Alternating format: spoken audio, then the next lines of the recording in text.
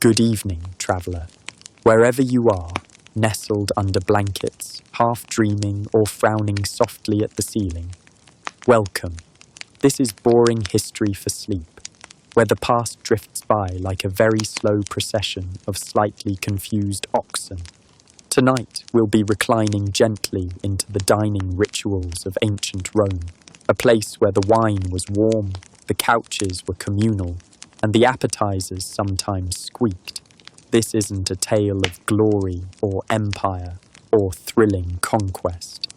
No, this is about dinner, or rather, the long, elaborate, strangely stressful experience known as a Roman banquet. If you enjoy the thought of eating stuffed dormice while lying sideways on a damp cushion, consider subscribing. If you've ever wondered what fermented fish sauce smells like in candlelight, perhaps click like. And if you're tuning in from a far-off land or a suspiciously drafty apartment, feel free to comment. I'd say in Latin, but frankly, no one's enforcing that anymore. Now then, let us drift backward. The morning of a feast day begins with an unmistakable smell, not of food, not yet, but of stone warmed by the sun, damp linen robes airing out by a window, and someone nearby boiling something with too much garlic. Our host rises before the house slaves have fully stirred. He does not eat breakfast. This is not out of restraint or principle, but strategy. When one is planning to consume 12 courses and potentially an entire eel, one must leave space. He's a man of taste, or at least a man who tells others he has it. The tiles of his atrium are swept. The fountains burble decoratively, if pointlessly. A decorative bust watches silently as togas are arranged, unarranged, and draped again. Across the city, the invited guests are awakening too, some with excitement, others with indigestion already forming in anticipation. Banquets are social minefields after all. Will you be seated on the lectus medius, the middle couch, among the esteemed and elegantly bored, or shunted off to the lower corner near the dog? Attire must be carefully calculated. Nothing too flashy, lest one outshine the host. A fatal faux pas. And yet, one must also appear effortlessly Roman, relaxed, refined, and immune to sauce stains. Tunics are loosened at the belt. Sandals are brushed. Someone practices a witticism about figs in the mirror. It won't land. Meanwhile, in the kitchens, things are less poetic. Smoke thickens. The cook, known affectionately as Old Scorus despite being 32, is already shouting about sauce consistency. The scent of garum, the infamous fish sauce aged gently under the sun, has begun to permeate the villa. It is, by Roman standards, a sign of quality. By modern standards, it is a tragedy in the form of a liquid. The first deliveries have arrived, baskets of olives, a goose of suspicious freshness, a jar of honey that was probably meant for bees but ended up in dessert, and something wrapped in fig leaves that no one quite remembers ordering. It may be legal, or not. Outside, the guests begin to arrive. The entrance is slow, deliberate, part parade, part judgment. Each steps into the atrium with the rehearsed look of someone simultaneously underdressed, overdressed, and already regretting their decision. They recline, of course. This is not a sit-down meal. That would be barbaric. No, here one dines on one side, elbow supporting the head, torso twisted just slightly into cramp territory. It is meant to be graceful. Mostly, it looks like indigestion in progress. Servants move quietly, clearing sandals, offering perfumed water, and correcting posture without being asked. Conversation begins, light, unmemorable. Someone brings up Cicero. Someone else yawns into a wine cup. And just as the first course is carried in, accompanied by a flute player who may or may not have been hired on purpose, the smell of dormouse with herbs signals the official beginning. You are not yet full, but you are already tired. The meal begins slowly. There is no great announcement, no grand curtain rising. Only the quiet arrival of the first tray, carried by a servant who looks vaguely haunted by the things he's seen roasted today. This is the gustatio, the opening act. Not meant to satisfy, of course, merely to whet the appetite, a soft invitation to indulge, followed by 20 more such invitations. The first item to appear is the dormouse, or rather gliridae, if one prefers Latin, which the mouse does not. It is plump, overfed, seasoned with herbs and pine nuts, and stuffed delicately with, well, no one's quite sure, something finely minced, possibly its cousin. It is presented with ceremony, lying on its back as if mid-nap, sprinkled with honey, garnished with regret. Next come the eggs, boiled, gently cracked, served with a splash of liquamen, which is like garum, but somehow sadder. A sour tang fills the air. One guest attempts a joke about fertility. It dies instantly. The flute player, perhaps sensing the silence, attempts a trill. No one thanks him. There are olives, of course, endless olives. Black ones, green ones, pickled, stuffed, mashed into a paste, or left to stare at you with the oily resignation of food that knows it is merely transitional. And bread. But not the sort one tears joyfully. No, this bread is flat, dense, spongy, the texture of a sandal left in the sun too long. It is served with a small dish of honeyed vinegar, a combination designed not so much to delight as to challenge. Someone asks if this is spelt or barley. No one answers. A man near the centre coughs delicately into his napkin and mutters something about tradition. Another dips a fig in wine and stares into the middle distance. Meanwhile, the servants glide between couches like polite ghosts. One carries a tray of lightly pickled vegetables, each arranged as if to apologise for being present. Carrots sliced into coins, onions boiled beyond recognition, cabbage curled into solemn, damp ribbons. The wine has already begun to flow, thin, pale, stretched with water, as Roman custom demands. It is not meant to intoxicate, merely to soften the edges of one's awareness, to assist in the gradual surrender of sharp thought. It pairs well with bland cheese and unspoken tension. Someone reaches for a sausage. It is coiled, seasoned with pepper and something pungent from the east, perhaps asafoetida. It glistens faintly. As he bites in, a silence falls across the room. Not admiration exactly, but concern. It is impolite to appear hungry so early. Conversation stirs again. Someone speaks of poetry. Someone else references Horace. There is a brief digression about property taxes in the Sabine Hills.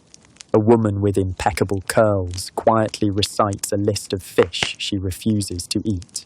A man opposite her gently nods, as if understanding, though he is focused entirely on a date stuffed with crushed nuts and honey. The air is thick now, not with smoke, but with layering smells. Roasted nuts, warm bread, sour wine, hints of garlic, the ever-present undernote of garum. It mingles with the perfume of the guests, an aggressive bouquet of rose oil, cinnamon, and ambition. The flute player continues, poorly. He has run out of tunes and is now improvising something that sounds vaguely like a weeping goat. Someone requests silence. No one insists. And still, the food continues. Small dishes, bites of fish preserved in vinegar and herbs, lentils in brine, hard cheese cut into careful triangles. Everything arrives in moderation, but there is so much moderation it begins to overwhelm. One particularly daring tray features snails, fat, slow, boiled gently in wine and served in their shells. A delicacy, the host insists. They are consumed with solemnity, as if the act itself were a moral decision. One guest attempts to make eye contact with his snail before eating it. It does not go well. At some point, the host calls for silence. He raises a small clay cup and toasts to refinement. There is polite nodding. The guests smile, carefully. Refinement is difficult to define here, especially when someone is currently chewing an anchovy stuffed with raisins. The gustachio draws on, not ends. Nothing ends here, not truly. It simply fades into the next stage. Palates are dulled, bellies are warmed, attention is wandering, and just as one begins to hope the worst of the flavours have passed, a servant appears with a steaming bowl of something, perhaps tripe, perhaps poetry in liquid form. No one asks. They simply accept, chew, swallow, and sip more wine. The couch creaks, a candle sputters, a dog somewhere sneezes. And so the main course begins, not with a flourish, but with a slight collective sigh. The reclining guests shift subtly. Elbows are adjusted, tunics loosened just enough to allow the next few hours of submission. The host, whose pride swells with each platter, gestures almost imperceptibly, and the room begins to fill with the unmistakable scent of ambition, disguised as poultry. The centerpiece today is a roast peacock, resplendent in feathers that have been lovingly reattached after cooking. It arrives with its neck arched just so, as if to suggest it still holds some dignity. It does not. The flesh is greyish and dry. The skin, crisped with honey and herbs, conceals a layer of stuffing whose precise contents remain undisclosed, a mystery best left unsolved.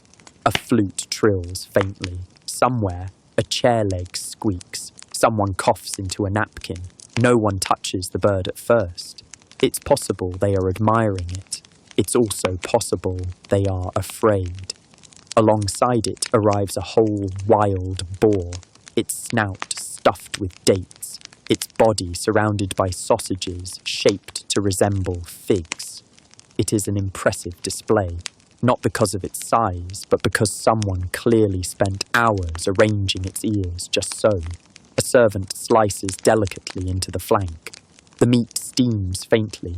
A guest applauds just once, then realizes no one else has, and retreats into their wine.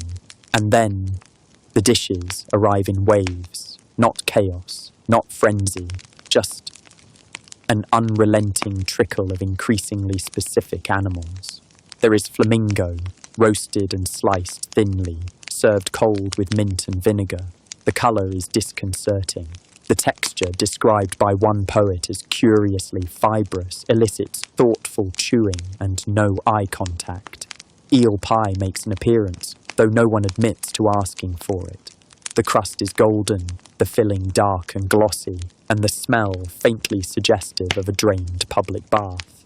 Still, it is eaten, slowly, regretfully. A platter of lark tongues follows. Dozens of tiny morsels arranged in careful spirals. It is unclear how many larks gave their lives for this moment. Too many, probably. No one says this out loud. And then there's stuffed sow's womb, a delicacy prepared with pepper, silphium, and honeyed wine. It is served without comment, as if to say, yes, this too is food. To cleanse the palate, though cleanse feels optimistic, there is a spoonful of mustard-drenched turnips, sharp enough to clear the sinuses of ancestors. A man across the room briefly tears up. Whether from spice or emotion, we may never know. One guest leans too far into a conversation about local aqueduct maintenance and drops a grape onto his own foot. He does not retrieve it. A slave appears and replaces the grape without making eye contact. Meanwhile, someone is carefully dissecting a goose liver soaked in wine. The liver is soft, the wine sweeter than necessary, and the overall effect is that of polite surrender. He chews with the quiet determination of a man reconsidering his choices. And still, the wine flows, now darker, slightly heavier, as though preparing the guests for the final leg of this culinary pilgrimage. The host raises his cup again, this time with a toast to the gods, the harvest, and the noble sacrifice of poultry. Laughter follows. It is half-hearted and entirely polite. Fish makes its appearance now, baked, grilled, stewed, sometimes with pepper, sometimes with rose petals, and once, inexplicably, served inside a hollowed loaf of bread. The bread is undercooked, the fish is overcooked. The contrast is considered artistic. One dish contains brain custard, though it is not labelled as such. It is creamy, it is warm, it is best not to know more. A woman near the end of the couch begins humming. No one joins her. She stops. Eventually, something is brought out in a bronze dish the size of a small boat, a confection of fowl and pastry and nuts and perhaps more fowl. It is not eaten so much as acknowledged, a monument to excess or confusion. As the servers move quietly through the room, collecting the remnants, the guests recline deeper into their cushions. There is no applause, only digestion. Someone sighs slowly, as if deflating. No one is hungry anymore. Most were never hungry to begin with, but they are fed, spectacularly, inconveniently, thoroughly.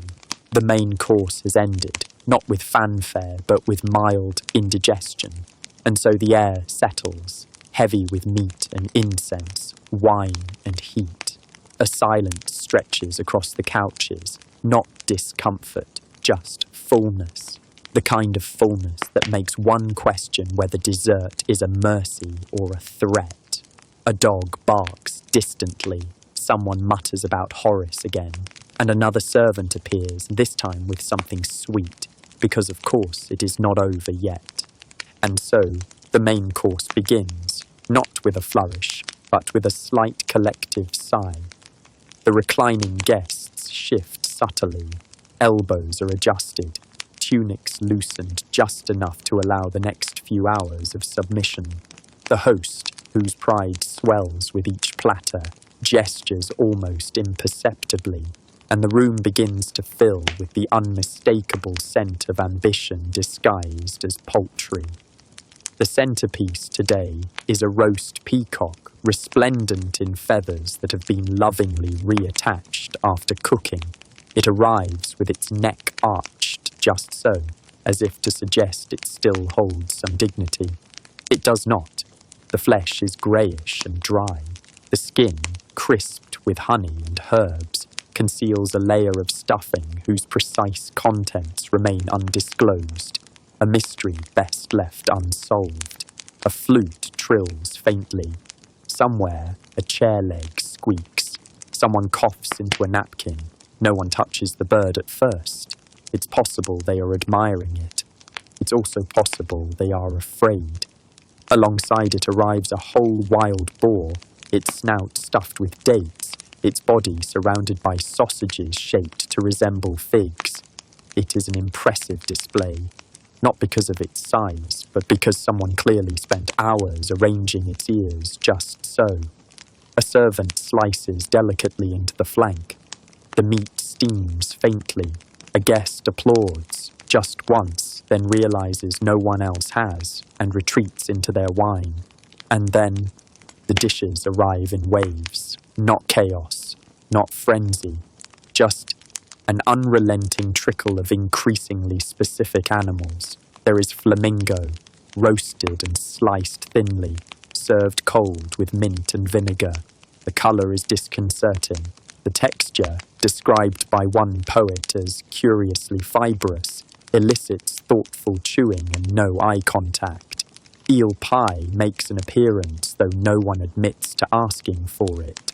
The crust is golden, the filling dark and glossy, and the smell faintly suggestive of a drained public bath. Still, it is eaten, slowly, regretfully. A platter of lark tongues follows, dozens of tiny morsels arranged in careful spirals. It is unclear how many larks gave their lives for this moment. Too many, probably. No one says this out loud.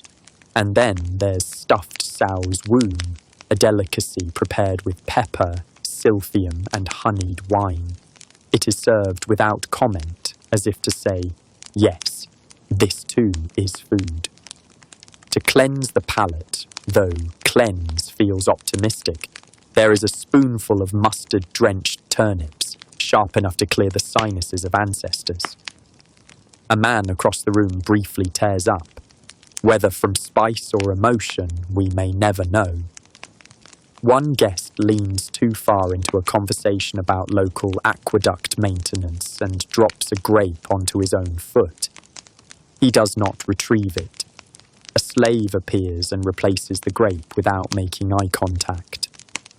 Meanwhile, someone is carefully dissecting a goose liver soaked in wine. The liver is soft, the wine sweeter than necessary, and the overall effect is that of polite surrender. He chews with the quiet determination of a man reconsidering his choices, and still the wine flows, now darker, slightly heavier, as though preparing the guests for the final leg of this culinary pilgrimage. The host raises his cup again, this time with a toast to the gods, the harvest, and the noble sacrifice of poultry. Laughter follows. It is half-hearted and entirely polite. Fish makes its appearance now, baked, grilled, stewed, sometimes with pepper, sometimes with rose petals, and once, inexplicably, served inside a hollowed loaf of bread. The bread is undercooked, the fish is overcooked. The contrast is considered artistic. One dish contains brain custard, though it is not labelled as such. It is creamy. It is warm. It is best not to know more. A woman near the end of the couch begins humming. No one joins her. She stops. Eventually, something is brought out in a bronze dish the size of a small boat, a confection of fowl and pastry and nuts, and perhaps more fowl. It is not eaten so much as acknowledged, a monument to excess or confusion. As the servers move quietly through the room, collecting the remnants, the guests recline deeper into their cushions. There is no applause, only digestion. Someone sighs, slowly, as if deflating. No one is hungry anymore. Most were never hungry to begin with. But they are fed, spectacularly, inconveniently, thoroughly. The main course is ended, not with fanfare, but with mild indigestion, and so the air settles, heavy with meat and incense, wine and heat.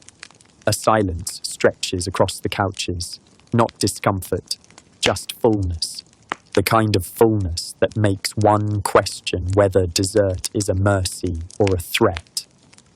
A dog barks distantly, someone mutters about Horace again, and another servant appears, this time with something sweet, because of course, it is not over yet. The peacock by now is only a memory. A few limp feathers remain on the platter, and a trace of honeyed ash clings to a spoon no one claims. Wine has been refilled, quietly, methodically, and the atmosphere has thickened into something soft, slow, and unspeakably political. No one is eating now. Not really. They are reclining, observing, drifting in and out of shallow conversation like boats in a warm, wine-dark harbour.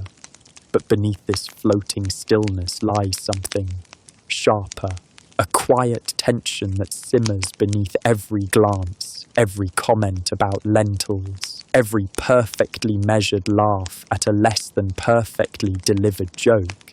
You see, the food may be the excuse, but it is not the point. The feast is not a celebration. It is a performance, a ranking ceremony in silk and sausages. It starts with the couches. There are 3 per table, one for the host, one for the favoured guests, and one for everyone else. This placement says more than any inscription or epic poem ever could. It declares your status more clearly than a statue ever would. You may as well wear a sign that says, I matter, but not as much as him. Reclining isn't restful either. It's angled, intentional. Your elbow must rest just so, too casual, and you look arrogant, too upright, and you look anxious. There is a precise geometry of the body that denotes respect, confidence, humility, and that special Roman art of pretending you didn't notice the senator just dribbled wine onto his own foot. Even the direction of one's gaze is a message. To look too long at the host is to fawn, too briefly, and you're cold. Best to appear enchanted and slightly drunk, but no more than the person to your left.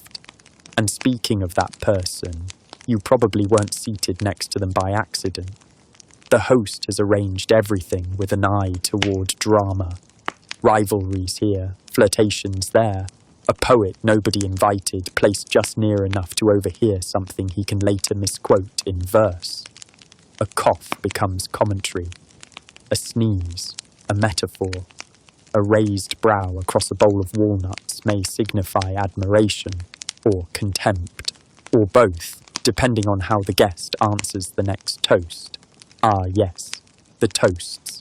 Toasting, in this atmosphere, is a battlefield in miniature. The host raises his cup, not too high, not too eagerly. Others follow, but how quickly, and with what expression? Is the cheer polite or too enthusiastic? Was that smile genuine, or just indigestion from the stuffed snail? To toast too soon is overeager. To toast too late is an insult. To drink all of it is dangerous. To drink none of it is social death. And to propose your own toast uninvited, well, that's the sort of thing someone writes down and reminds you of years later during your trial. Of course, there is also the quiet art of selective listening, when to respond, when to let a sentence dangle. If a guest remarks on the quality of the olives, it may be a compliment to the host's land holdings, or a subtle reminder that the last olives he served were from a province now in rebellion. One must reply with a nod that suggests understanding but not agreement, and a smile that implies amusement but not endorsement. It is possible, even common, to spend an entire banquet saying nothing that means what it sounds like. One man, positioned precisely between the fountain and the bread tray, has spoken only 4 words all evening. Indeed, remarkable, possibly, yes, he is considered excellent company. And somewhere in the background, a flute continues to play, hesitantly, as if the musician is aware he has outlived his welcome by an hour, but is hoping the next song redeems him. It won't. A murmur passes along the couches like a breeze. Someone's cousin has been promoted. Someone's rival is conspicuously absent. Someone once kissed someone else's wife during Saturnalia 3 years ago, and the tension has still not fully digested. But no one says any of this. Instead, they speak softly of grain shipments and weather and horses no one owns. The social atmosphere is thick, not loud, but layered, like wine reduced over time into something syrupy and faintly dangerous. No voices are raised, no plates are thrown, but the positioning, the pauses, the order in which cups are refilled, it's all terribly revealing. And now, the man on the centre couch, the one who hasn't touched the goose liver, shifts forward slightly. His hand rests on the table. He's about to speak, which means something is about to happen, but slowly. The man on the centre couch shifts. It's not a dramatic movement, just a small lean forward, a hand rested on the table, a slight lift of his chin, enough to signal that he might say something. He might not, but the suggestion alone is enough to draw subtle attention. Several guests blink more deliberately than usual. A servant freezes mid-pour because he is on the middle couch, the lectus medius, the couch of importance, the couch of proximity, the couch that is not quite the host's, but is, in some ways, more important, because the host is expected to be generous, gracious, full of feigned modesty. The guest in the centre position, however, is under no such burden. He reclines where others want to recline, and everyone knows it. There are 3 banquet couches per table, arranged in a shallow U around the table, like a half embrace. But they do not embrace everyone equally. The lectus summus, or high couch, is for the elite, yes, but of a certain quiet, boring variety. Older men with land, with vague stories about campaigns they may or may not have attended. They are honoured, yes, but no one listens to them past the soup course. The lectus immus, the low couch, is where the less favoured sit. New money, visiting relatives, that one man whose jokes never quite land. It is not punishment, but it is not praise either. It is the couch where one sits thoughtfully and speaks less.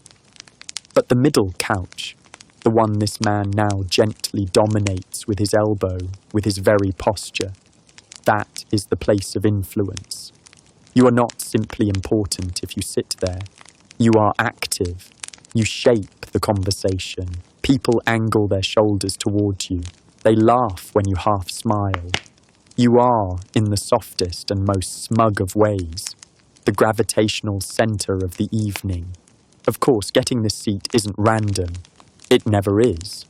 Sometimes it's a gift, a host elevating a rising senator, a popular poet, a visiting general. Sometimes it's a form of reconciliation, offered after a quarrel or a snub. Come recline with me, meaning, let us pretend we are fine. But more often, it is a move in a longer game, a political endorsement disguised as hospitality, a subtle way to say, this person matters more than you. Pass the ball. The other couches see it. They don't acknowledge it, of course. That would be gauche, but they notice. Every word the man speaks, every crumb he takes from the olive tray, becomes a point of focus. When he declines a second helping of flamingo, it is interpreted as a signal. Perhaps the flamingo is subpar. Perhaps the host is losing his touch. Perhaps the empire itself is shifting. A woman seated just beside the middle, not on the middle but beside, adjusts her necklace. Her smile is steady, but her eyes flick to the cushion, as if considering whether she might claim it next time. Not tonight, but next time. Further down on the lectus immus, a young man who brought his own cushion shifts uncomfortably. It's an impressive cushion, embroidered with something vaguely mythological. But it doesn't matter. He could be reclining on a golden goose. He is still on the wrong couch. And worst of all, he knows it. Even the servants behave differently around the centre. Their movements more precise, their hands steadier, wine poured with smoother wrists, plates positioned a half-inch more carefully. You wouldn't notice unless you were watching.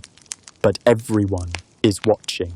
The man on the centre couch finally speaks.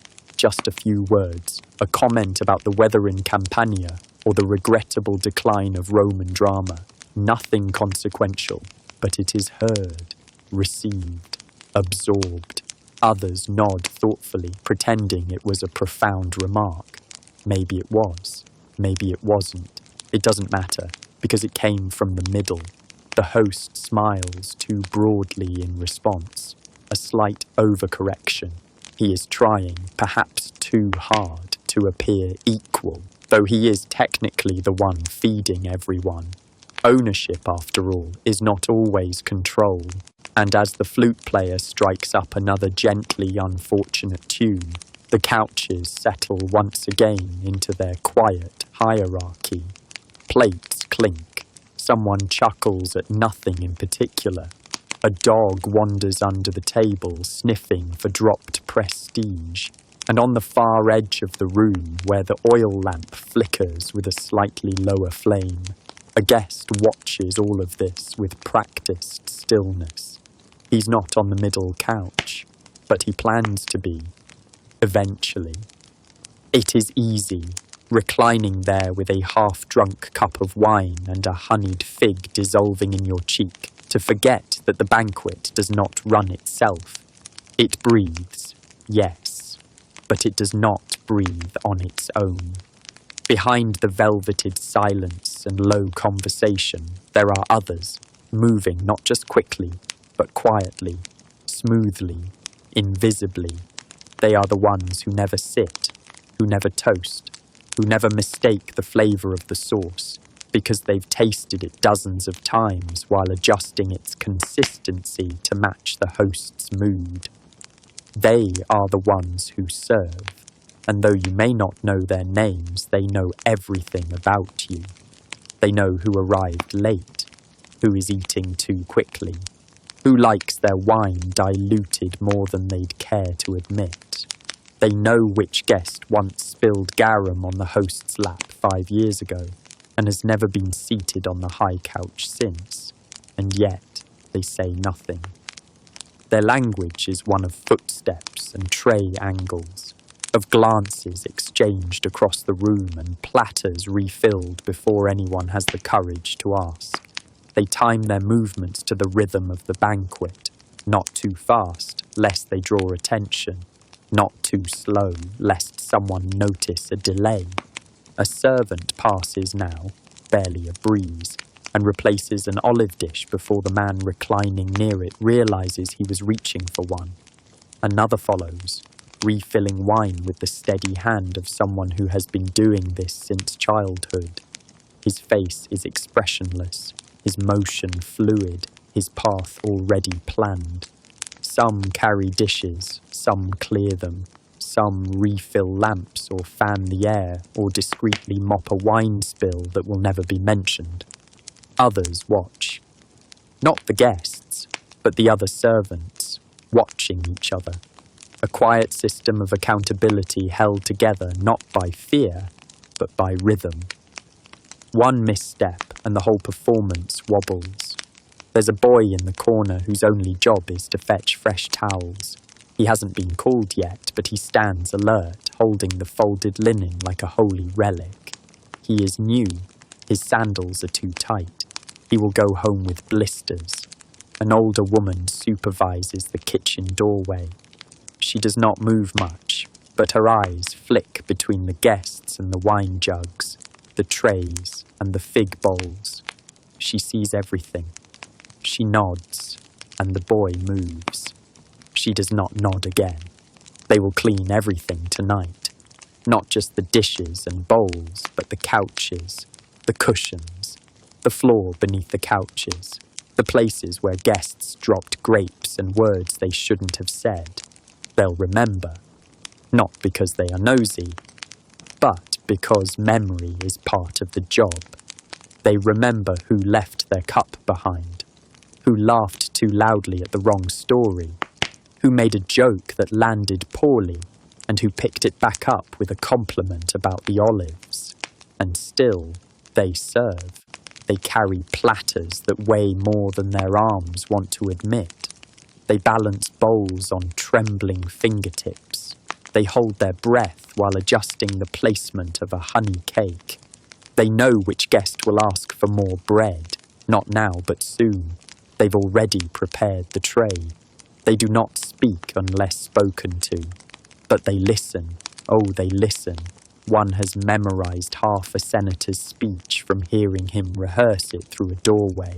Another can recite a visiting poet's sonnet in her sleep, though she'd rather not. They are everywhere, and they are nowhere. They are the ones who keep the feast moving long after the laughter has faded and the guests have drifted into wine-drenched stupor.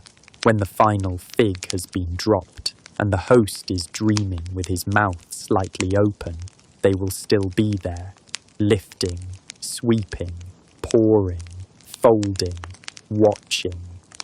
And when everyone else is gone, they will clean the floors with oil and herbs to remove the scent of politics. They'll lay fresh cushions, relight lamps, and hang tomorrow's garlands. You will not thank them, but you will notice someday when they are not there. There is, somewhere near the centre of the room, a young man with a clay jug. It is not heavy, not yet, but it will be. His hands are steady, not by chance, but through repetition, not from strength, but from stillness. He is the wine pourer, not the only one, of course, but the one assigned to the central couch, the middle couch, the dangerous couch. He does not speak, he does not smile, he does not need to. His purpose is clear and constant, to refill cups before they are noticed to be empty, and to do so without spilling a single drop, not on the host's guest, not on the linen, not on the table, and certainly not on the floor, where it might soak into the grout and leave a scent of sour grapes to haunt the house for days. He holds the jug close to his chest as he moves. Not too close. That looks nervous. But not too far either, lest it seem like an afterthought. There is a posture to wine pouring, an angle, a silhouette. Too upright, and you look stiff. Too casual, and it sloshes. He stops at the elbow of a reclining guest, a senator perhaps, who has just begun to lift his cup for another sip. The servant steps forward half a pace, tilts the jug, and lets the wine fall in a perfect silent arc. No splash, no drip, just the soft, dark stream of diluted Falernian flowing against ceramic with the gentleness of sleep. He waits exactly one heartbeat, then straightens. The senator nods barely. The servant moves on. That is the entire exchange, but it contains more success than a treaty. Further down the room, a second wine-bearer falters slightly, just a twitch of the hand, a wobble of the jug, a drop lands on a table edge. A napkin is deployed before the guest notices. It's fine. But the first servant saw it. He will not do the same. He was trained for this. From the age of 10, he practiced with water, with sand, with coloured vinegar. He poured and poured until his arm could move in curves without thought, until his wrist could adjust mid-pour if the guest shifted, until he could anticipate thirst by watching the angle of a cup as it lowered from a guest's lips. He knows the signals. A pause before a sip means they want more. A glance to the side means not yet. A tap of the rim is a request. A second tap is a warning. A third does not happen. If it does, it means he has failed. There is music playing, a lyre, or perhaps the same flute from earlier, trying once again to salvage its dignity.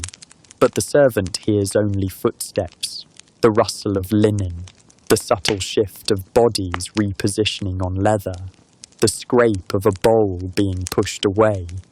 He counts time in cups. The senator sips every third sentence. The woman on the left drinks more when she laughs, which isn't often. The poet barely drinks at all, but swirls the wine as if it helps him think. It doesn't. He adjusts his grip on the jug, not because it's slipping, he's better than that, but because he feels the shift in weight.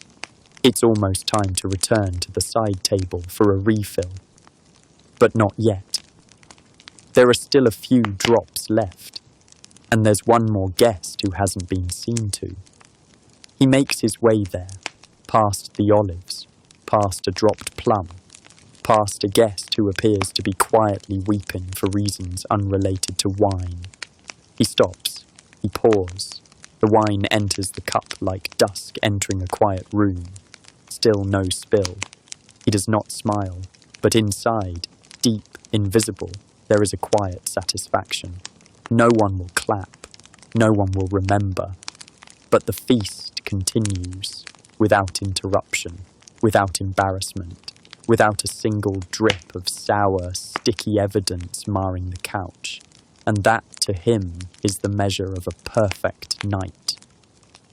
He's carrying a shallow bronze tray now, lined with figs, glistening faintly with oil and crushed coriander. They've been halved with care, The inside's just sticky enough to demand a second napkin.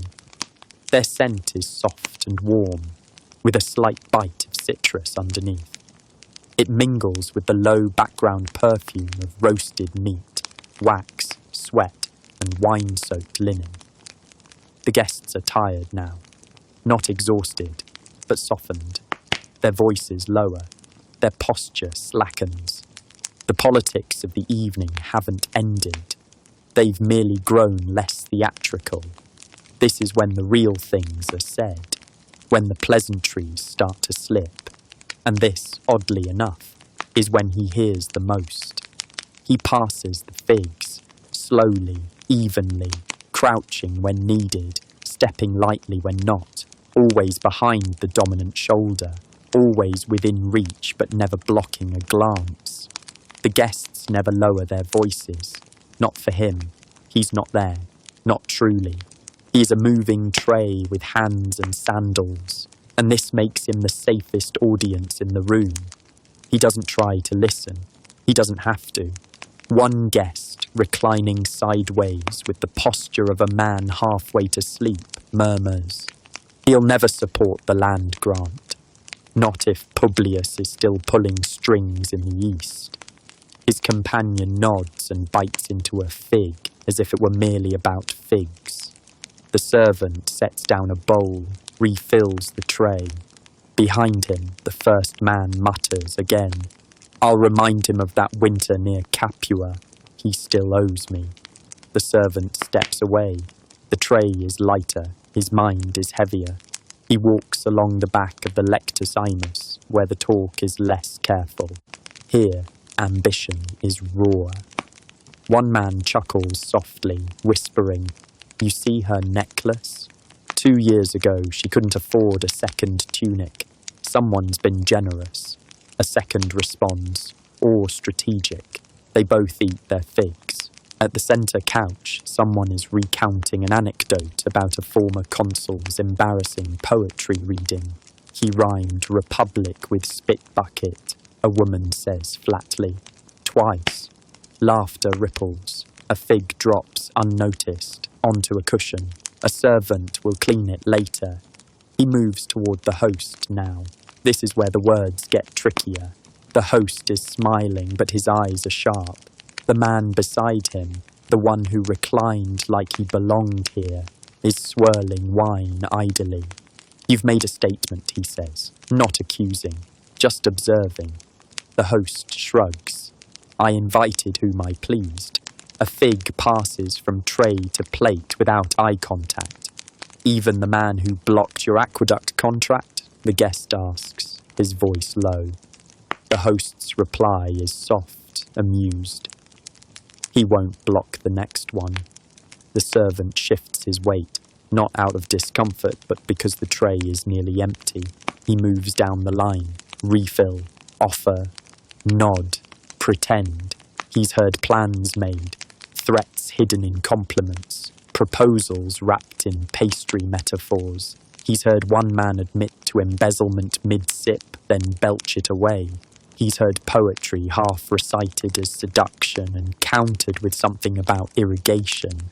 It's not always elegant. And the figs, oddly, are always there when the truth comes out. He's not sure why. Perhaps it's the sweetness. Perhaps the seeds stick in the teeth just long enough to loosen the tongue. Perhaps it's that no one ever suspects the fig bearer is listening. He sets the empty tray down on the side table. There will be more figs later. There are always more. For now, he returns to the shadows behind the couches, where the cushions slump, the guests exhale, and the wine has made honesty sound almost poetic. He doesn't speak. He doesn't write. But he remembers. And that is enough. The fig has been swallowed. The wine is warm. The guest shifts slightly, not for comfort, but out of necessity. Something is rising, not a thought, not a compliment, something internal. And then, softly, discreetly, with the grace of a curtain lifting in a distant theatre, he burps. No one reacts, which is precisely the point, because here, in the softly perfumed haze of a Roman banquet, a burp is not an accident. It is a message. Among the Romans, particularly the wealthy, particularly the reclining, particularly the wine-heavy and self-satisfied, belching was a form of communication. A bodily nod to the host, a burbling compliment, a signal that the food was sufficient. It was not crude, not explosive, not the stuff of comedy. It was gentle, airy, controlled. Too loud and you were a barbarian. Too silent and you were ungrateful. The art, like so much in Roman life, was in the moderation. Some guests rehearsed them. Quietly, of course. In gardens, in baths, behind privacy curtains. They practiced the pacing, the breath control, the subtle head tilt that turned gas into grace. It was common, in elite circles, to remark upon a good belch with a slow nod. Perhaps a soft ah, a particularly elegant one, delivered between the second wine course and the fig tray, might even be echoed softly by a guest nearby, not in competition, in reverence. But not everyone could belch well. There were rules. It must never interrupt a sentence. Unless, of course, the sentence was boring. Then it was a gift. It must not come before dessert. That would suggest the food had reached its peak too early. An insult, a tragedy, a misreading of the banquet's narrative arc, and it must never, ever be directed toward the host's wife, even accidentally. There are poems written about what happened to men who did that. Some men, young, eager, politically underdeveloped, believed that loud meant impressive. They belched like bulls. They belched for applause. They did not return the following year. Others learned the rhythm. The key was to do it without appearing to do it, as if the food itself had sighed gently through your mouth, as if the gods had briefly borrowed your lungs to express their satisfaction. Speaking of the gods, yes, they too were involved. Naturally, Priapus, god of fertility and garden vegetables, was sometimes invoked in toasts for gut blessings. The irony was not lost. Bacchus, god of wine and festival, encouraged all forms of exhalation, including burps, especially burps. The happier the belly, the more divine the feast. Some temples even had offerings of digestives, tablets made of herbs and ash and dried fig, meant to settle the stomach after a pious overeating. They did not work, but they were believed in. One philosopher, whose name is lost to time and indifference, once said, "A burp is the soul applauding the stomach." He was not invited to many gatherings, but his quote was repeated for generations. At the far end of the table now, a guest shifts. He pauses. He lifts one eyebrow, and then, gently, he burps. It is perfect, not too wet, not too airy. It ripples through the silence like a polite ripple in a still bath. Someone taps a spoon in subtle appreciation. The host nods just once and says, "I had hoped the eel would speak for itself." It just did. And so the banquet drifts onward. Heavier now, slower, full, not just of food, but of expression, of small bodily poems shared among acquaintances, too proud to admit they are groaning.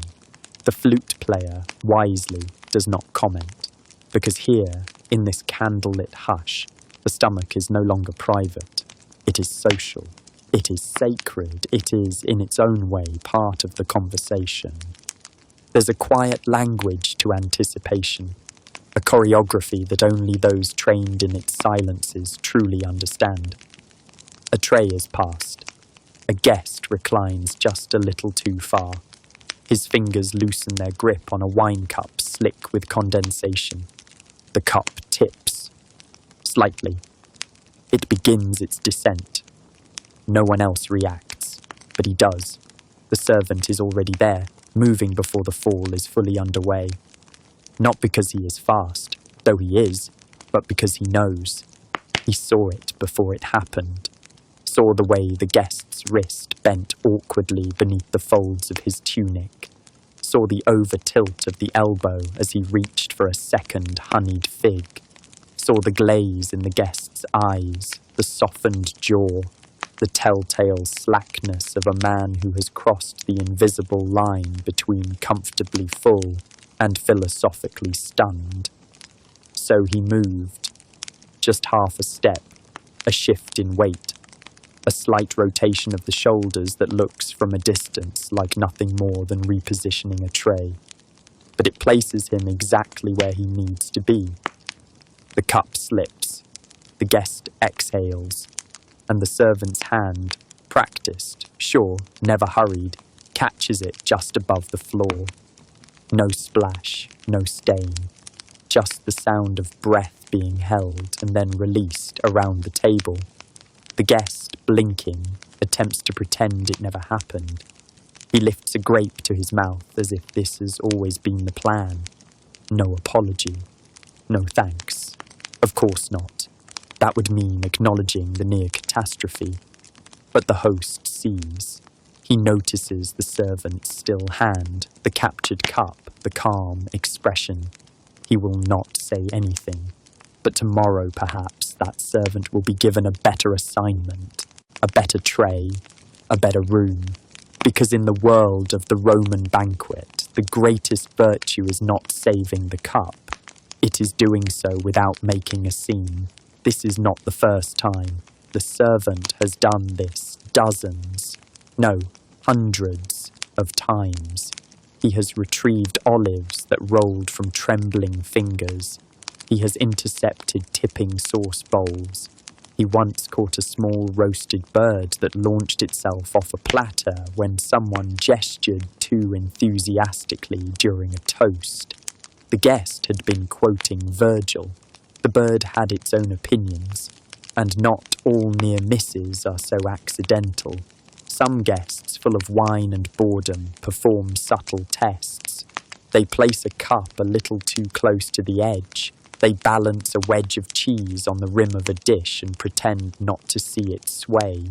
They want to know, will he catch it?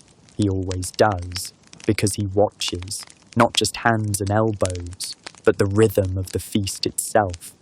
The natural rise and fall of appetite, the way conversation shifts just before someone reaches for more bread, the way a slightly overextended anecdote means someone's attention and fingers are drifting. It's not magic, it's muscle memory, it's proximity, it's respect for silence. He never speaks of it, never boasts, but the other servants know. They've seen the flick of his wrist, the almost invisible steps, the cup that did not fall, the sauce that did not stain the cushion, the guest who did not spill their favour all over their own reputation.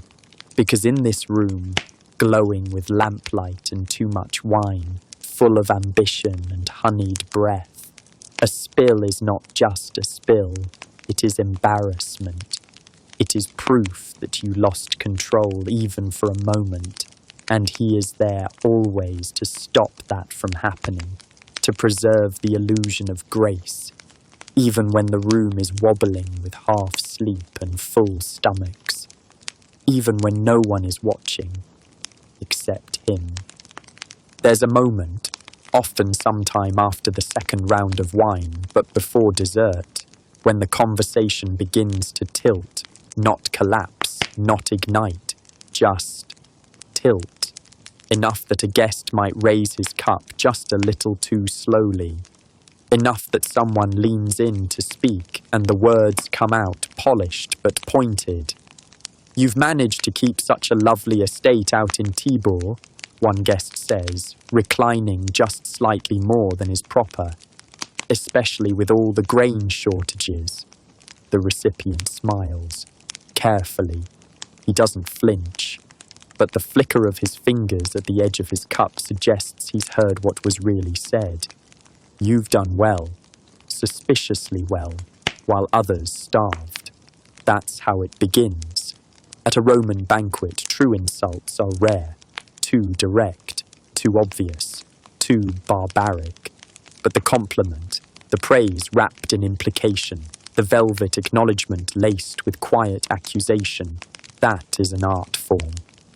You've grown quite fond of simplicity, a woman says, gesturing vaguely to a man's plainly embroidered tunic.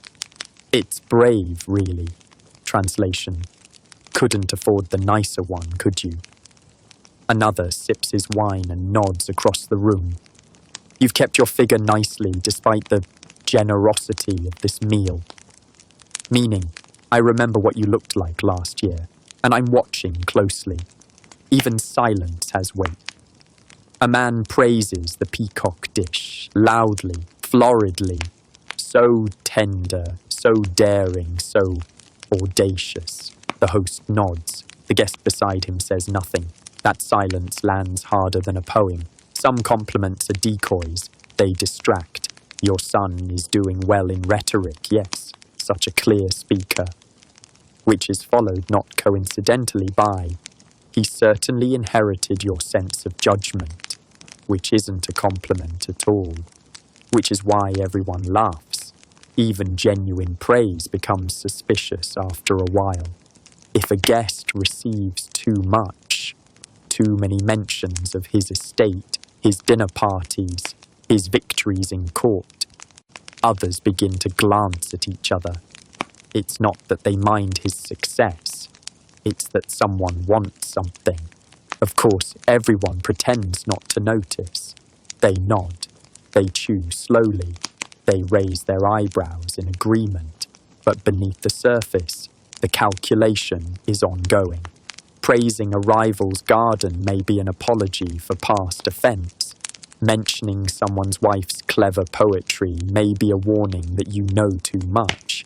And complimenting the host too early in the night is a kind of bribe, offered before the goose, in hopes of a better couch next time. Even toasts are sharpened like blades. To the governor's wisdom, someone says, glass raised, and his impeccable sense of timing. The governor raises his own glass. He knows what's meant.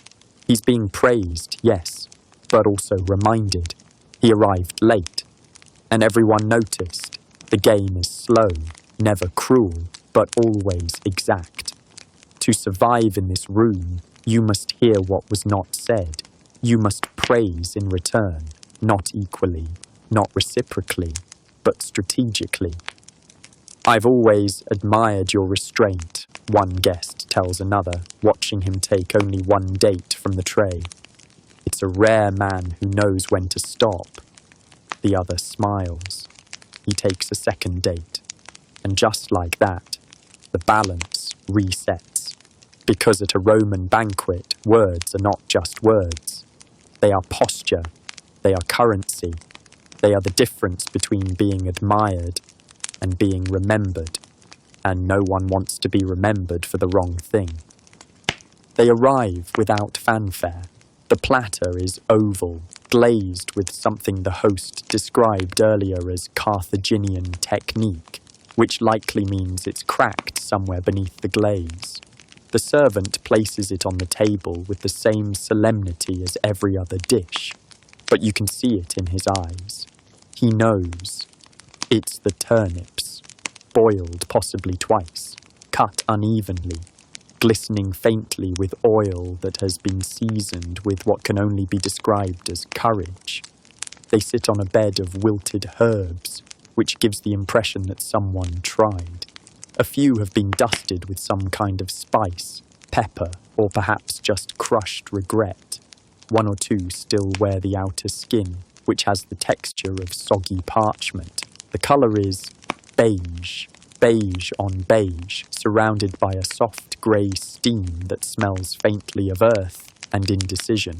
The host gestures toward them casually. A rustic favourite, he says, which is to say, I serve this on purpose, and you will act accordingly. The guests glance at the dish. No one reaches for it right away. Someone clears their throat. Another adjusts their seating.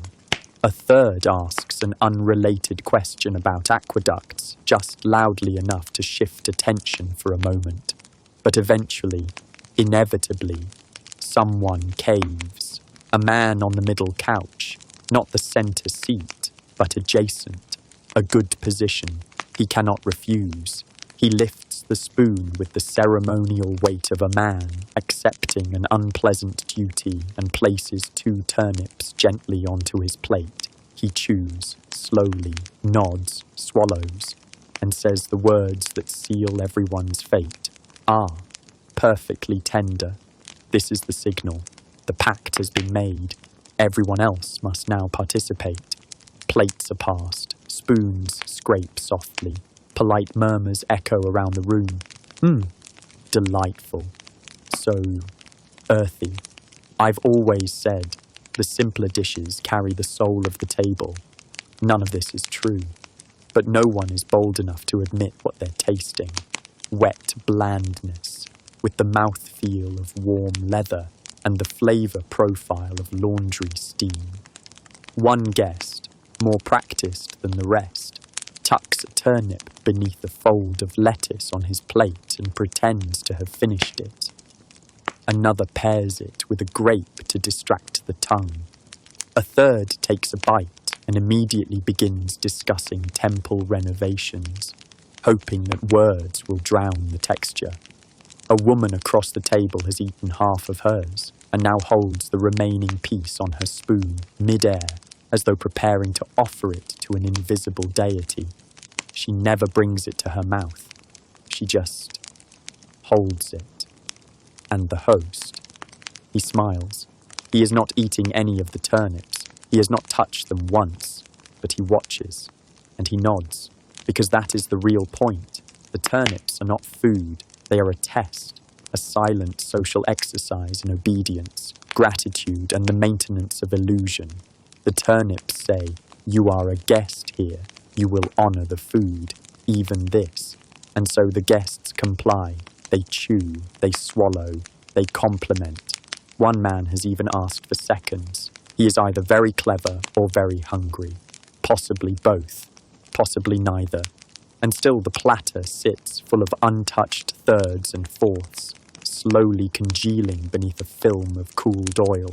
No one will finish them, but no one will ask for them to be removed. That would be impolite.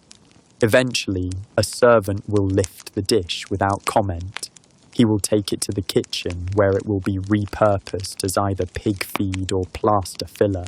The bowl will be washed. The lie will be preserved. And the guests, all of them, will carry this moment with them. Not because the turnips were good, but because they said they were. They arrive without fanfare. The platter is oval, glazed with something the host described earlier as Carthaginian technique, which likely means it's cracked somewhere beneath the glaze. The servant places it on the table with the same solemnity as every other dish, but you can see it in his eyes. He knows. It's the turnips, boiled, possibly twice, cut unevenly, glistening faintly with oil that has been seasoned with what can only be described as courage. They sit on a bed of wilted herbs, which gives the impression that someone tried. A few have been dusted with some kind of spice, pepper, or perhaps just crushed regret. 1 or 2 still wear the outer skin, which has the texture of soggy parchment. The colour is beige, beige on beige, surrounded by a soft grey steam that smells faintly of earth and indecision. The host gestures toward them casually. "A rustic favourite," he says, which is to say, "I serve this on purpose, and you will act accordingly." The guests glance at the dish. No one reaches for it right away. Someone clears their throat. Another adjusts their seating. A third asks an unrelated question about aqueducts, just loudly enough to shift attention for a moment.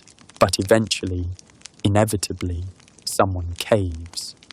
A man on the middle couch, not the centre seat, but adjacent. A good position. He cannot refuse. He lifts the spoon with the ceremonial weight of a man accepting an unpleasant duty and places 2 turnips gently onto his plate. He chews, slowly, nods, swallows, and says the words that seal everyone's fate. Ah, perfectly tender. This is the signal. The pact has been made. Everyone else must now participate. Plates are passed. Spoons scrape softly. Polite murmurs echo around the room. Delightful. So, earthy. I've always said, the simpler dishes carry the soul of the table. None of this is true. But no one is bold enough to admit what they're tasting. Wet blandness with the mouth-feel of warm leather and the flavour profile of laundry steam. One guest, more practised than the rest, tucks a turnip beneath a fold of lettuce on his plate and pretends to have finished it. Another pairs it with a grape to distract the tongue. A third takes a bite and immediately begins discussing temple renovations, hoping that words will drown the texture. A woman across the table has eaten half of hers and now holds the remaining piece on her spoon, mid-air, as though preparing to offer it to an invisible deity. She never brings it to her mouth. She just holds it. And the host? He smiles. He is not eating any of the turnips. He has not touched them once. But he watches, and he nods, because that is the real point. The turnips are not food. They are a test, a silent social exercise in obedience, gratitude, and the maintenance of illusion. The turnips say, "You are a guest here. You will honour the food, even this." And so the guests comply. They chew, they swallow, they compliment. One man has even asked for seconds. He is either very clever or very hungry, possibly both, possibly neither. And still the platter sits, full of untouched thirds and fourths, slowly congealing beneath a film of cooled oil. No one will finish them, but no one will ask for them to be removed. That would be impolite. Eventually, a servant will lift the dish without comment. He will take it to the kitchen where it will be repurposed as either pig feed or plaster filler. The bowl will be washed. The lie will be preserved. And the guests, all of them, will carry this moment with them. Not because the turnips were good, but because they said they were. The figs have been eaten. The conversation has slouched into low murmurs. A poet has begun humming the start of an epigram he doesn't plan to finish. And yet, across the couches, across the wine-stained cushions and honey-dappled tunics, eyes are still moving, not looking. That would be gauche, just noticing. Because though no one speaks of it, though no one makes a show, this banquet, like all Roman banquets, has doubled as a fashion competition, the kind you're never told you've entered. It begins with the tunics. At first glance they are identical, off-white, modest, draped. But no, look closer. One is made of fine Egyptian linen, smooth as pressed milk, and cut in a way that allows just enough shoulder to show without becoming indecent. Another is dyed subtly, not fully purple, that would be illegal, but close enough to suggest wealth, boldness, and possibly a friend in the Senate. A guest adjusts his belt, braided leather, imported, obviously expensive. Not so much for the look, but for the jingle it makes when he shifts. A reminder, I own things that make noises when I breathe. Over near the host, a woman reclines with precisely one sandal off. It lies beside her, casually abandoned, revealing an ankle adorned with a gold clasp no one comments on, but everyone notices. The other sandal remains on, a choice, a symmetry of asymmetry. Another guest, newer to the circle, has arrived in a toga just slightly too white. Stark, crisp, unwrinkled. It says I'm trying, which is never the thing to say. Real status does not arrive ironed. The host wears old linen. Expensive, yes, but faded. The kind of garment that suggests it was once gifted by a provincial magistrate, or perhaps inherited from someone important who no longer needs clothing. There's a story in it. That's the point. Every stain is historical. Across the couch, a woman adjusts her fibula, the clasp holding her shoulder fold. It sparkles slightly, then disappears into shadow. It may be brass. It may be something older. Stolen, inherited, repurposed. She doesn't explain it. She doesn't have to. Hair is another battlefield. Some have oiled theirs with care. Curls arranged, loose, effortless. But not actually effortless. Oiled with almonds, scented faintly with rosemary and ambition. One man's hair is tousled perfectly, not a strand out of place, which is of course suspicious. Jewellery is sparse but deliberate. A bronze ring on a thumb, an earring barely visible beneath dark hair, a necklace half tucked into a collar as though forgotten. It wasn't. A guest near the edge has wrapped his toga loosely, as if ready to nap, but he has carefully folded it so that the border, embroidered faintly with a vine motif, lays perfectly flat across his chest. The vine doesn't mean anything, or perhaps it means everything. Perhaps it's a message to the man across from him, whose tunic has no such flourish. The servants notice all of this. They notice who pretends not to notice. They notice who adjusts their robes when someone else is complimented. They notice whose sandals are dusted from walking and whose are pristine, having clearly been carried by someone else. They see the thread count. They hear the whisper of linen when someone turns. They see the man who brought his own cushion and made sure the embroidery was visible, and the woman whose shoulder strap accidentally slipped during the toast. No one speaks of fashion here. That would be obvious. But everyone is watching. Everyone is ranking, not with words, but with glances, with shifts in tone, with the slow ritual chewing of a grape while making very deliberate eye contact. One guest, cleverer than most, wears nothing of note. Plain tunic, sandals with frayed straps, no rings, no scent. He is the most dangerous man in the room, because clearly he does not need to impress anyone. He simply is. And that, in Rome, is a power far greater than purple dye. The conversation has reached that late-stage softness, where words are less sentences and more syllables in sequence. Laughter, when it happens, is slower, stretchier, more polite than amused. The figs have been refilled. The flute has trailed off into something that may or may not be a lullaby.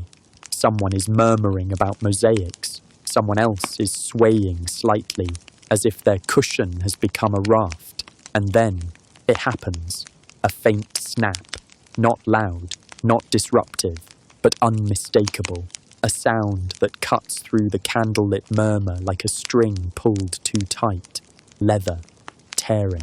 Suddenly, the man seated near the foot of the high couch has shifted slightly, perhaps to reach for more wine, perhaps to reposition himself for a better view of the senator who's been quoting himself for 20 minutes. And in doing so, his sandal has given way. The front strap, the one across the top of the foot, responsible for both security and dignity, has snapped. One moment, he is poised, relaxed, elegantly dishevelled. The next, he is barefoot, vulnerable, exposed, human. There is silence, not full silence, that would be impolite, but a ripple of silence. The kind that settles just beneath the conversation, humming lightly behind the olives. No one gasps. Of course not. That would be cruel. This is Rome. One does not laugh at misfortune, not openly.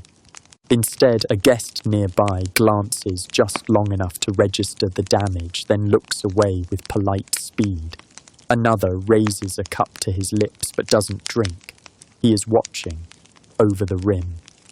The host adjusts his robe, that's all, but it is enough. The broken sandal lies there, limp, almost apologetic, on the mosaic floor. The man in question does not reach for it. To do so would be to acknowledge it. He simply crosses his legs in a manner that suggests comfort and inevitability, though his left foot is now very clearly bare. The servants have seen it, of course. One begins to move, slowly, carrying a tray of dates he has no intention of offering. His job now is to arrive nearby, pause long enough to allow a correction, and offer, without words, a linen wrap or backup sandal from the house's reserves. But the guest does not move. He does not accept. He simply reclines more deeply, as if this had always been the plan. It is a bold decision, because broken footwear is not just a wardrobe malfunction. It is symbolic. Sandals speak, not literally. But in Rome, where status was woven into every leather strap, a broken sandal said more than a poem ever could. It said, this man was not prepared. It said, his wealth is real but fragile. It said, perhaps the gods are watching. Perhaps they're unimpressed. There will be interpretations. One guest will say later that it was a sign, a bad omen perhaps, for the legal case the man has in 3 days. Another will say it was deliberate, an affectation, a statement about embracing humility, that the man wanted to be seen not as powerful, but vulnerable. This will be received with polite nods and then laughter once the doors are closed.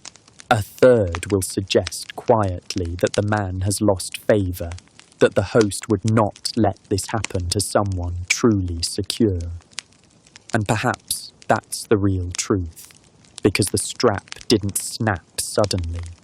Number It had been fraying all evening, a worn thread, a loose loop, a tension that finally, softly, let go, much like power itself.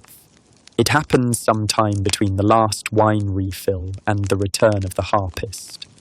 No signal, no declaration, just the faint creak of sandals against tile, a brief rustle of linen, and the sudden absence of the host, the one who, for hours now, has orchestrated smiles, laughter, toasts, turnips, and seating charts with the delicacy of a military campaign disguised as leisure. He rises. He nods to no one in particular, perhaps adjusts the edge of his tunic, and then, with the ease of someone who does not require permission to vanish, he slips through a doorway behind the atrium, softly, completely, without explanation. No one follows. No one asks. No one even looks directly at the door he passed through. Instead, the conversation adjusts. Not abruptly, not awkwardly, but carefully, like a tray being recentered after one fig too many has rolled to the edge. The guests glance at each other almost imperceptibly. One leans forward as if about to say something, then swallows his words with a spoonful of lentils. Another raises her cup and holds it there, suspended in midair, until the tension dissipates into a polite inquiry about someone's nephew joining the priesthood. But the air has shifted. The absence of the host is not loud. It is not even truly noticed. It is simply present, because no one knows quite why he left. And to ask would imply you expect an answer. And to expect an answer is to admit you are unsure. And in Rome, nothing is more dangerous than visible uncertainty. There are theories, of course. Some assume nature called, but quietly hope not, because to picture the host in any bodily context is to collapse the illusion of his perfection. Others suspect a private meeting, a scroll passed in from the kitchen, a whispered message from a political ally, a dispute over saltfish futures that cannot be delayed. He may be writing something down, or crossing someone out. One guest, reclining at a slight tilt, wonders whether the host is watching them right now, from behind a curtain, through a carved lattice, studying their reactions in his absence. He chews more thoughtfully. Another imagines he is simply resting, that somewhere behind that door, the host is seated, alone, quietly sipping a thicker wine, recovering from the exhaustion of having smiled through 42 compliments and 8 full courses of curated discomfort. That theory is the kindest. There's a more troubling one, the one no one says out loud, that he left because something is wrong, perhaps with the food, perhaps with the company, perhaps with someone in the room, and that when he returns, something or someone will be different. But the banquet continues, because it must. The harpist returns, the melody resumes. Someone compliments the olives again. Another guest laughs a little too hard, then sips his wine to balance it out.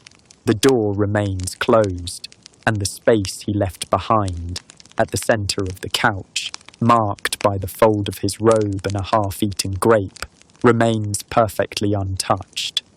Time moves slower without him. Conversation loops back on itself. Someone retells a story from earlier in the evening, forgetting they already did. No one corrects him, because no one wants to be the one to break the silence around the thing they are not acknowledging. Eventually, whether in 5 minutes or 50, the host will return. He will smile.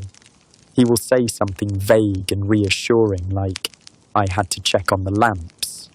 He will adjust his cup, nod to a guest and resume his seat as though nothing has passed. And everyone will believe him, because it is easier, because it is safer, because sometimes, at a Roman banquet, the absence of a host says more than his presence ever could.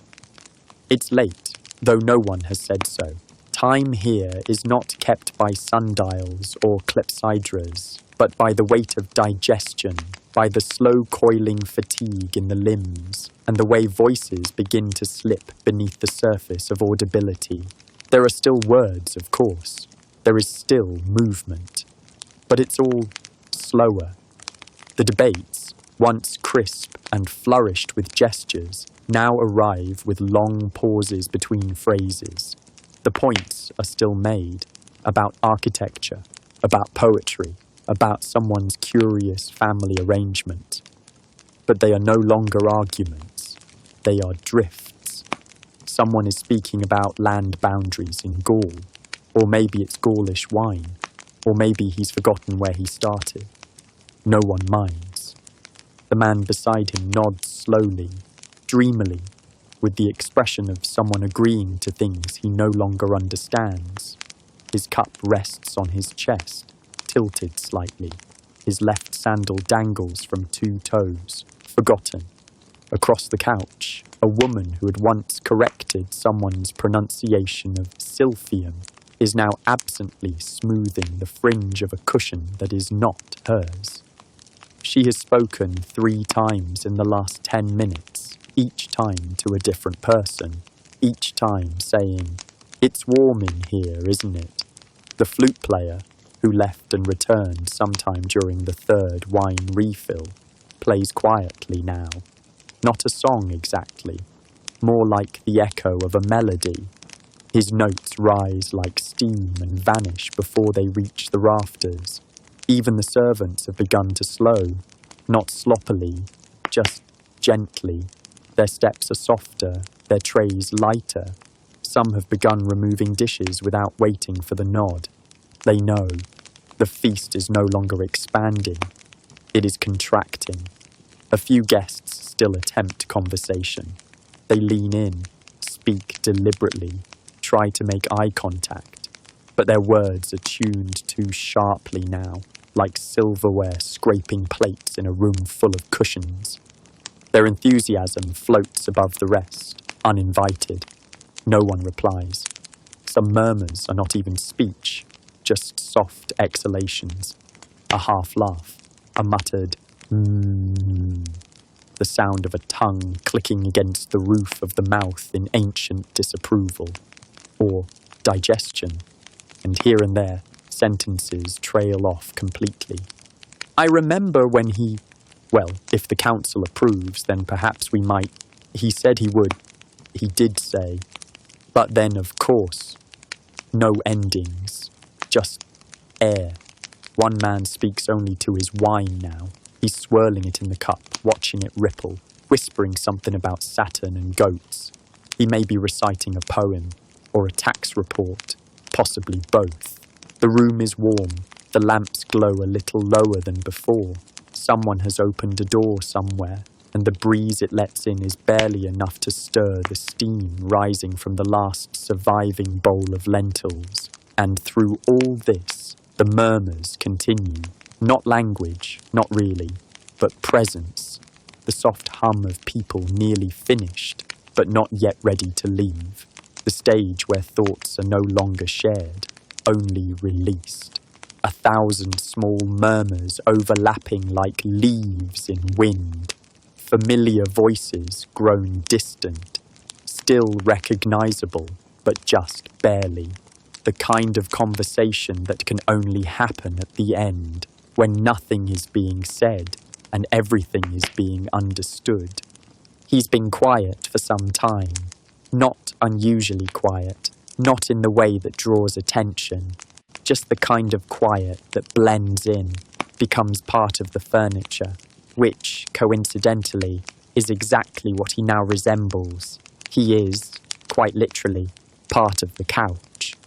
It's subtle at first, a deeper sigh, a longer blink, the faintest tilt of the head, as if listening to a story that no one is telling. His wine cup is balanced perfectly on his stomach, his fingers lightly curled around the stem, though they haven't moved in several minutes. A servant passes nearby and glances once, then twice, not out of alarm, but in the way one checks whether a statue is new. And then comes the moment. He shifts, not forward, not sideways, downward.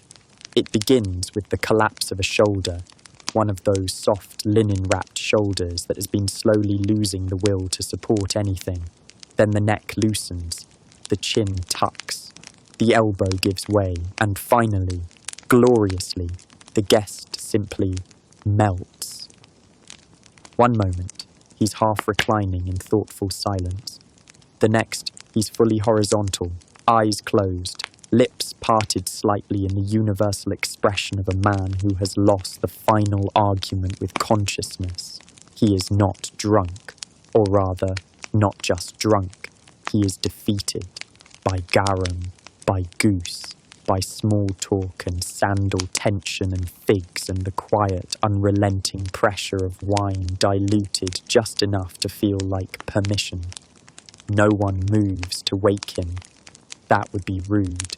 To acknowledge his descent would be to admit that rest has become more compelling than reputation, and that is a fate that could strike any of them at any time. So they do what any good Romans would. They pretend. One guest coughs softly, nudging a fig in his direction, as if hoping it might rouse him. It doesn't. Another remarks, delicately, he's meditating on the poetry of the evening. A few chuckles follow, low and well-spaced. No one pushes it. The host, who has reappeared and is now watching from a polite distance, raises one eyebrow. Not in judgment, just in mild recognition. Because this is not the first time it has happened, nor will it be the last. There is always one who succumbs fully to the couch. Sometimes it's the elder statesman, too proud to excuse himself early. Sometimes the quiet relative from out of town, unfamiliar with banquet pacing. Sometimes, like tonight, it's the man who spoke most during the main course and not at all since dessert. And when it happens, it becomes part of the atmosphere, like the scent of wax or the flicker of a nearly burnt-out lamp. Eventually, a servant will lift the cup from his chest and place it neatly on a nearby tray. Another will reposition the pillow beneath his head, not with flourish, but with ritual softness, as though this were expected, as though the couch itself knew this moment was coming.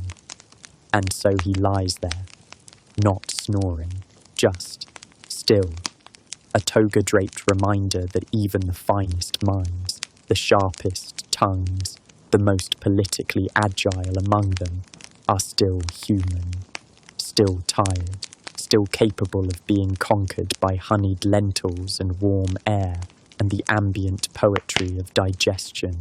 And as the rest of the banquet begins to dissolve into smaller whispers and distant laughter, no one disturbs him, because in this room, tonight, nothing says success quite like not needing to stand up. It begins with a cloth, not waved, not announced, just unfurled, slowly, in the hands of a servant near the back wall. He smooths it over the edge of a tray, as if he's about to serve something new, though nothing new is coming. This is not a gesture of offering, it is a signal. Elsewhere, another servant adjusts a lamp, not because the flame is failing, but because it is flickering unevenly, and uneven light draws attention. Attention breaks the spell. The spell must hold just a little longer. So the cleaning begins, not with brooms or buckets, but with movement disguised as service. A dish is lifted gently from beneath an elbow, refilled with air, and returned. A cup is replaced with a similar cup, this one slightly cooler, slightly cleaner, slightly less forgotten.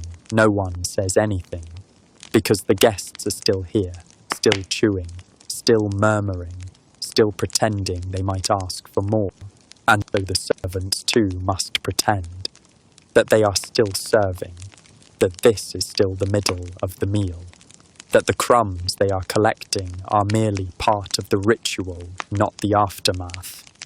One moves behind the couches, collecting fig stems and olive pits with a sweep so practiced it seems like dust shifting on its own. Another quietly lifts a dish of turnips that no one touched and no one ever will, holding it like a sacred object of shared denial. The guest who reclined too far and never came back up is now lightly snoring. A servant replaces the cushion beneath his neck with a folded cloth, not out of pity, but presentation. Even unconscious, the guest must appear dignified. Near the atrium entrance, a third servant is rearranging the fruit bowl, not because the fruit will be eaten, it won't, but because the act of arrangement still signals abundance. And as long as abundance is visible, the feast is not yet over. The wax beneath the lamps has begun to puddle. One servant dabs at it before it overflows. Another gathers the used linen napkins, folding them into small, unassuming triangles that suggest they were never used at all. The sound of cleaning, disguised. A spoon is removed so quietly it could be mistaken for a breeze. A platter is lifted with 2 fingers and pressed briefly to the servant's chest, dropped onto a tray, not stacked, just evacuated, because the guests do not want to feel dismissed. And the host, wherever he has gone again, would not want to be seen concluding. So the servants must thread the impossible. They must end the evening without ending it. They must disappear what is no longer needed while pretending everything is still required. A napkin is removed and another is set in its place. A cup is polished and another is replaced before the guest notices he set his down at all. Wine that no one will drink is poured, a soft eternal stream of gracious fiction, and still they clean, not quickly, not loudly, but with the care of people who understand. The true elegance of a banquet is not in how it is served, but in how it disappears. There are still conversations happening, in theory, Mouths move, cups are lifted, nods are exchanged. But if you listen closely, if you really listen, you'll realize that no one is here anymore, not fully. The guests remain seated, reclining even, draped elegantly in togas that have sagged into soft ridges. One man is still holding a grape. He hasn't eaten it. He's just holding it, possibly for several minutes now. Another is staring into the base of his cup, watching the swirl of wine like it might reveal something about his future. Or maybe he's just forgotten what he was doing. Their eyes are open, but they are not seeing. They are dreaming, on their feet, or rather, on their elbows. The banquet has reached that final plateau, where the belly is full, the brain is fogged, and the soul is slightly untethered. Some are dreaming of memories, of the applause they received during last year's games, of the villa they'll build when the inheritance finally clears, of a better version of this banquet where their toast got more laughs. Some are dreaming of arguments they should have won, that one quip they almost said, the clever retort that was 2 olives too late, the insult disguised as a compliment that might have been meant for them, or perhaps wasn't. It's hard to say now. Some are dreaming of nothing at all, just floating, in the warmth, in the scent of old oil lamps and cinnamon-stewed fruit, in the sound of the flute player who has now started repeating melodies from earlier in the evening, hoping no one will notice. No one does. A guest to the left is mouthing the end of a poem he once knew. A guest to the right is gently petting the edge of his own tunic like a cat. Someone near the centre couch has taken to counting the grapes in the bowl, but only out loud in his mind. And yet, to an outsider, to someone peeking in from beyond the door, it would look like a room of attentive, conscious elites, because the eyes are open, the spines are semi-upright, the posture still whispers I am engaged. But the minds are drifting through slow fogs, through dreams made of honey and salt, of peacock feathers and mispronounced Latin, of sandalwood perfume and the inexplicable texture of eel. One guest is smiling faintly. No one spoke to him. He's just smiling. He may have just remembered something. He may have forgotten where he is. And still, no one leaves. Because leaving would mean breaking the trance. It would mean confronting the end. The lamps being snuffed, the dishes cleared, the wine stopped, the silence of a house after it has been full.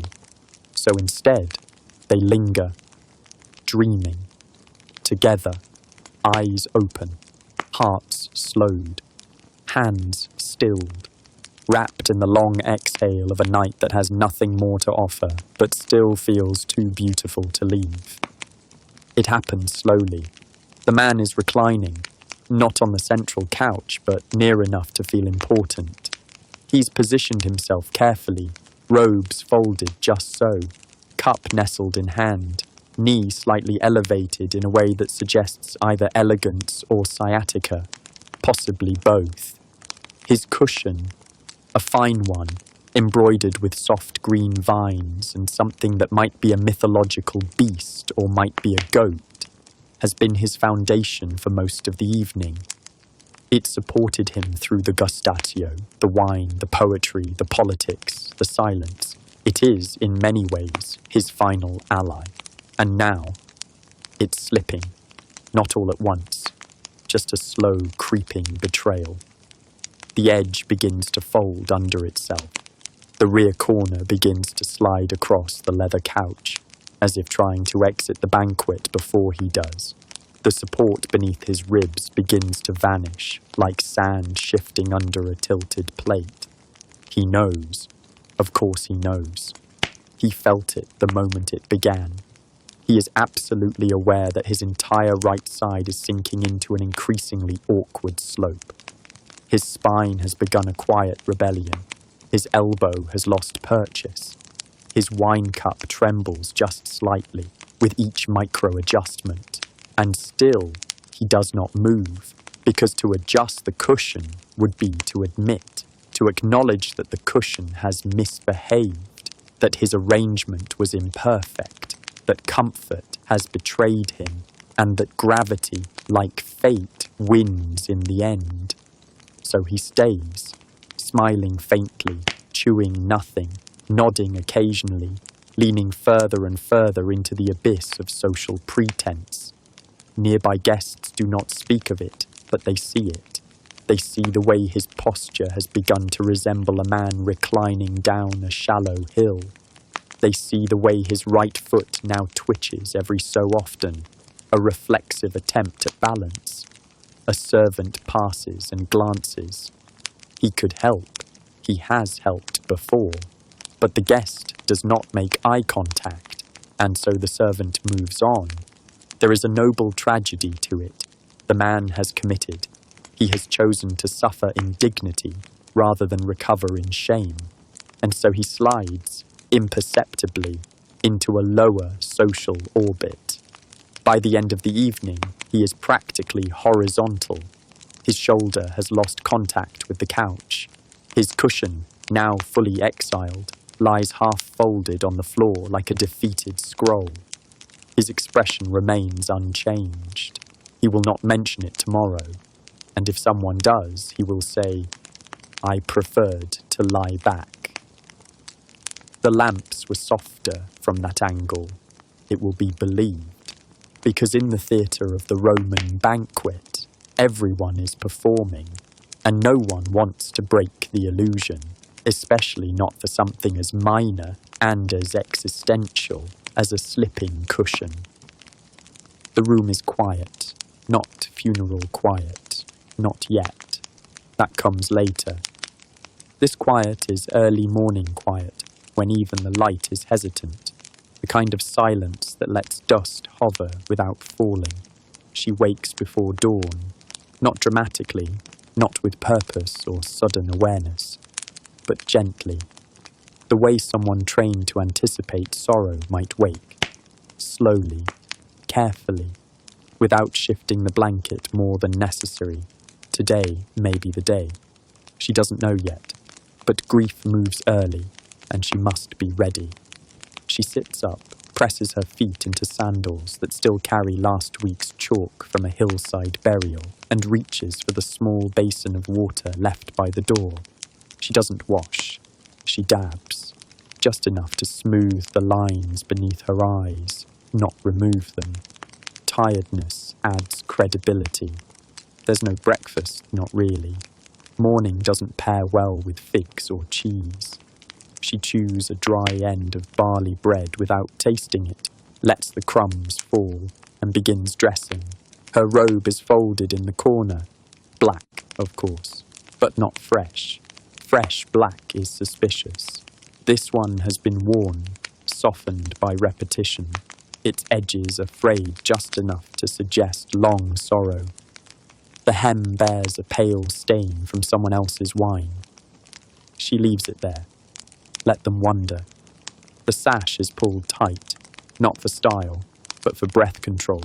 A proper wail must begin in the stomach. Too loose and it catches in the throat. Too tight and you faint. Not that fainting is discouraged. It simply must be timed. She ties her hair, but loosely, just enough to let it fall across her face when the moment comes. A good mourner doesn't cry toward the family. She cries through herself. Her hair is part of the curtain. Outside, the street is still empty. That will change. Somewhere, someone has died. Somewhere, someone is walking toward a neighbour's house to deliver the news in a voice that's already shaking. Somewhere, someone is being asked, "Will you come? Will you cry for him?" And eventually, that message will reach her. But even if it doesn't, even if the call doesn't come today, she prepares as if it will, because that is the work.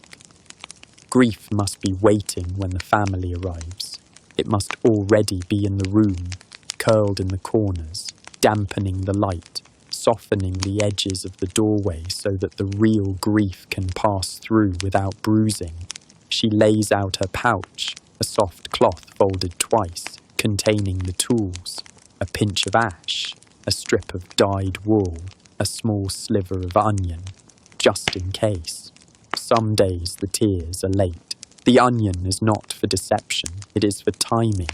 She stretches her throat, a soft humming, almost a hymn, low and private.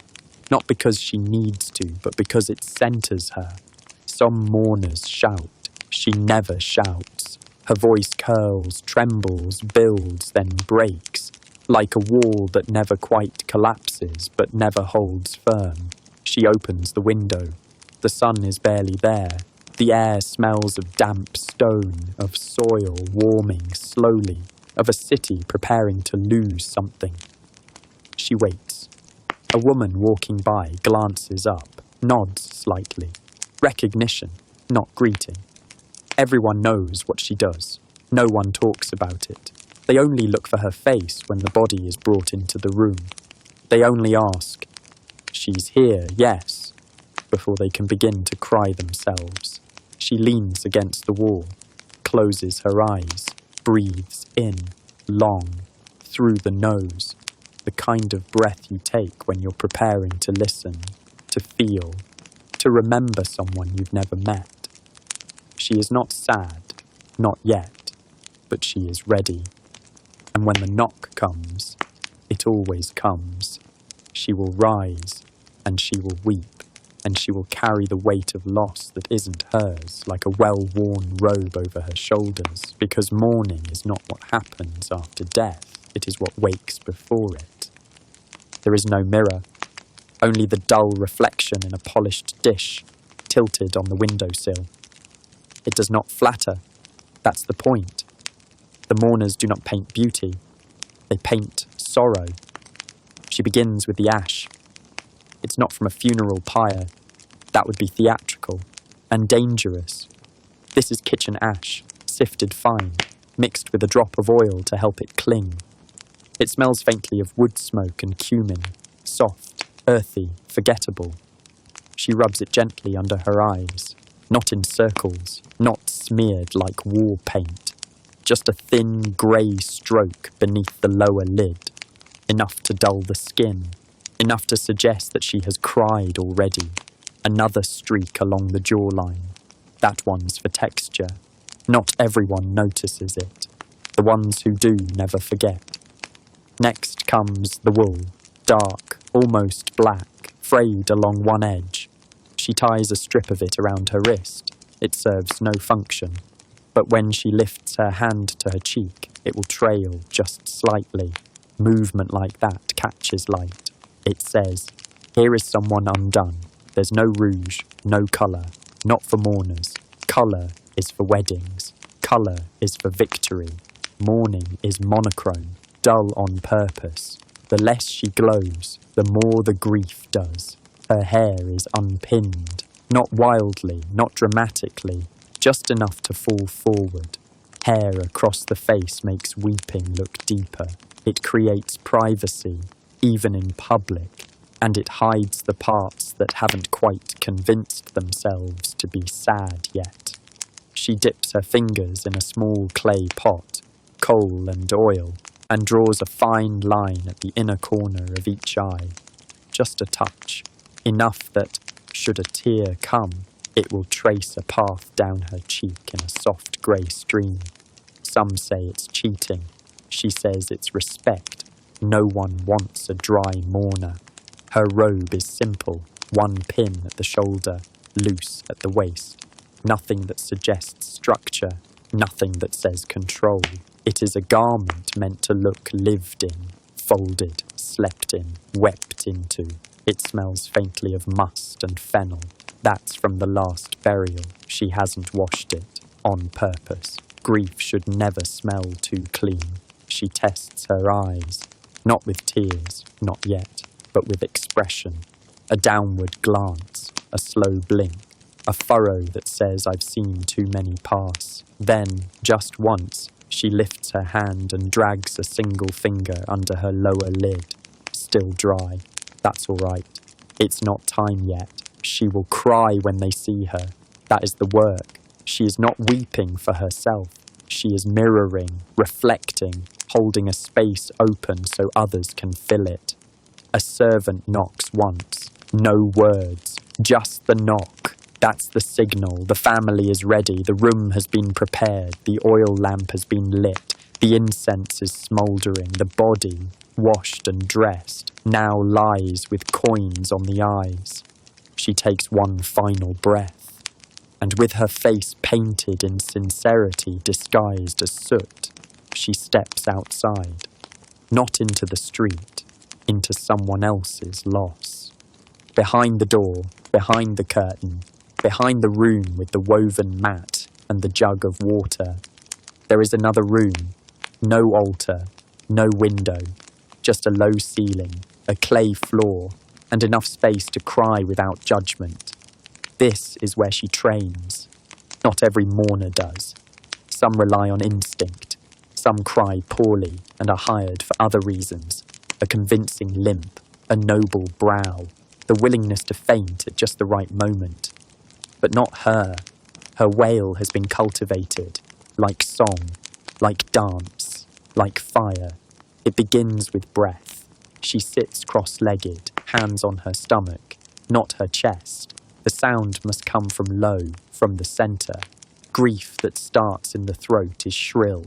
Grief from the lungs is unsteady. But grief from the belly, that's truth, or at least it sounds like it. She inhales, slowly, fills not the ribs, but the gut. Her fingers rise, holds, then lets it go in a sigh, not dramatic, just weighty, again and again, until her breath is no longer hers. It belongs to the voice she will wear. She does not cry loudly, not yet. First she shapes the silence, mouth open, no sound, just posture. She lifts her chest slightly, tilts her head, eyes wide, then shut, then wide again. Each position means something. Each movement is practice for the moment someone will see her and think, she must have known him. She didn't, but they must believe she did. Now she hums, just a tone, no pitch, a low vowel. Ah, soft, open, breathy. It quivers, not because she is sad, but because she has trained it to do so.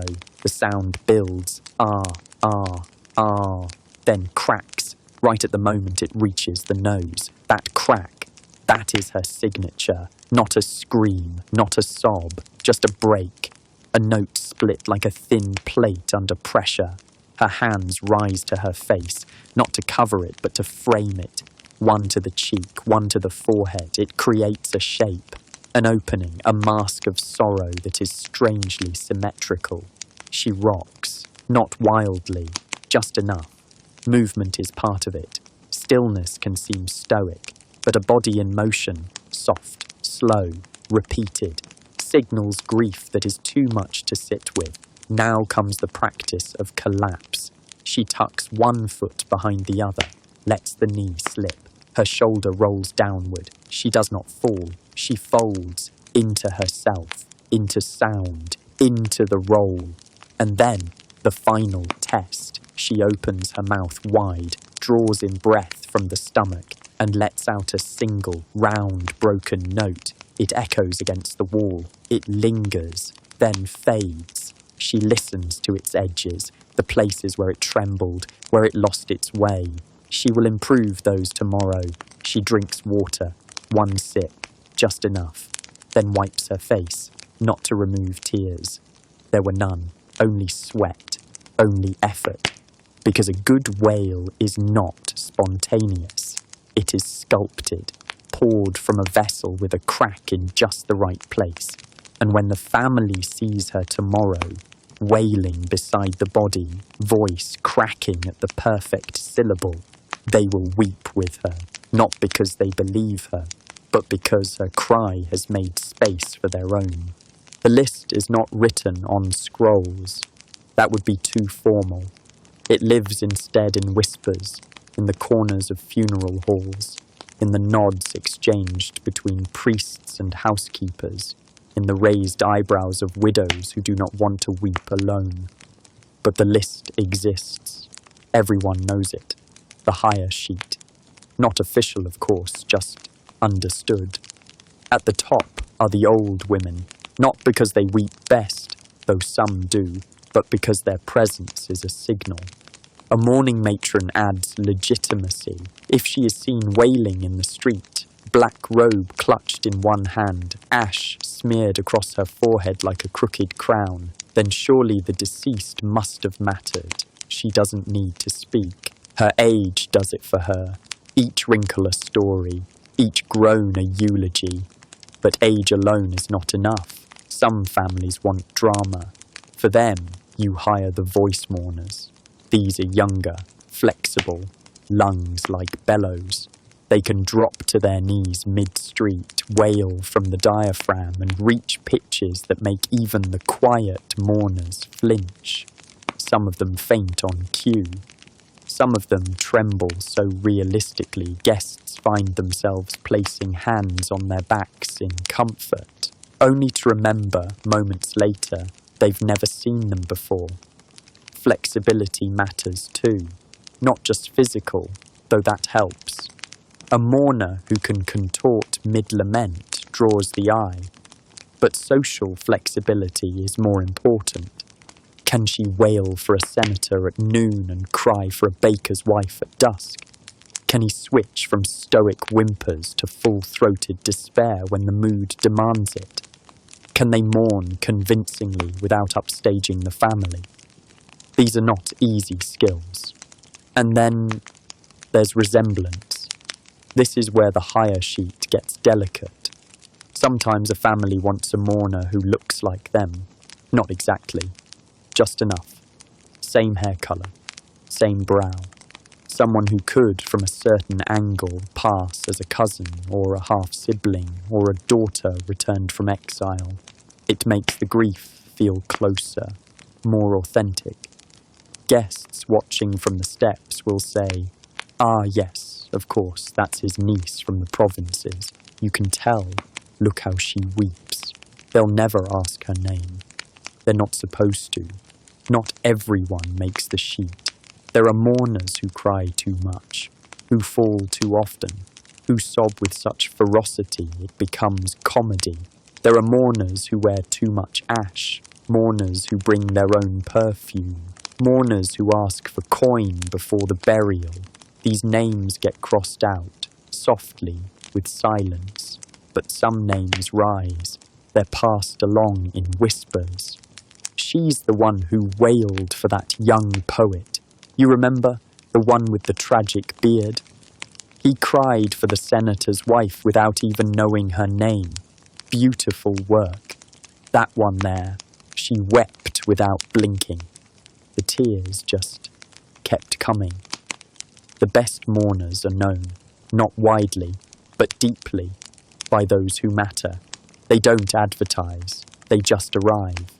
And when they leave, no one remembers where they went, only that they were there, sobbing, swaying, making space for grief. Because mourning isn't always for the dead. Sometimes it's for the living, too stunned to cry for themselves. And that's who the hire sheet is really for. Not the one who's gone, but the ones who remain looking around the room thinking, we need someone to cry. We just can't do it yet. She's already wailing when the widow walks in. It's not loud, not piercing, just steady, measured. A gentle sob that flows like incense, rehearsed but restrained.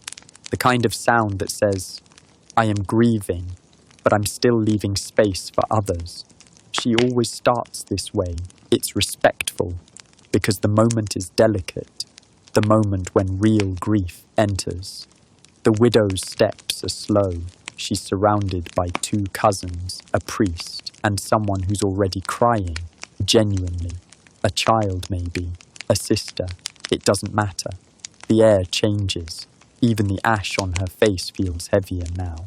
The mourner bows her head, not dramatically, just enough to appear smaller, less present. She softens the sound, shifts the pitch down. Mourning must now make room for mourning, because this is the uneasy truth. She was crying before they were. She began weeping in the silence while the family was still walking from their home, unsure if their legs would hold. And now, here they are, and she is already weeping. Some find it comforting, the way her voice wraps around theirs, lifts them, carries them when they cannot speak. She becomes the grief guide, showing them how to fall apart. Others, not so much. They look at her, this stranger with trembling shoulders and practiced sorrow, and feel a flicker of offence. She did not know him. She did not sit beside him at the end. She did not hold his hand. How dare she cry before I did? The mourner senses it. She always does. Some families want her to lead the grief. Others want her to mirror it. But most want her to know when to vanish. Not literally, just emotionally. To fold herself into the edge of the scene, wailing just loudly enough to frame the family's sorrow, but never to drown it. She adjusts her tone again. Now it's breathier, almost wordless, more like an echo than a cry. And still, it happens. A moment, always, when their eyes meet. The widow and the mourner. Two women, one sobbing from memory, one from contract. And yet, in that instant, the roles blur, because grief is contagious.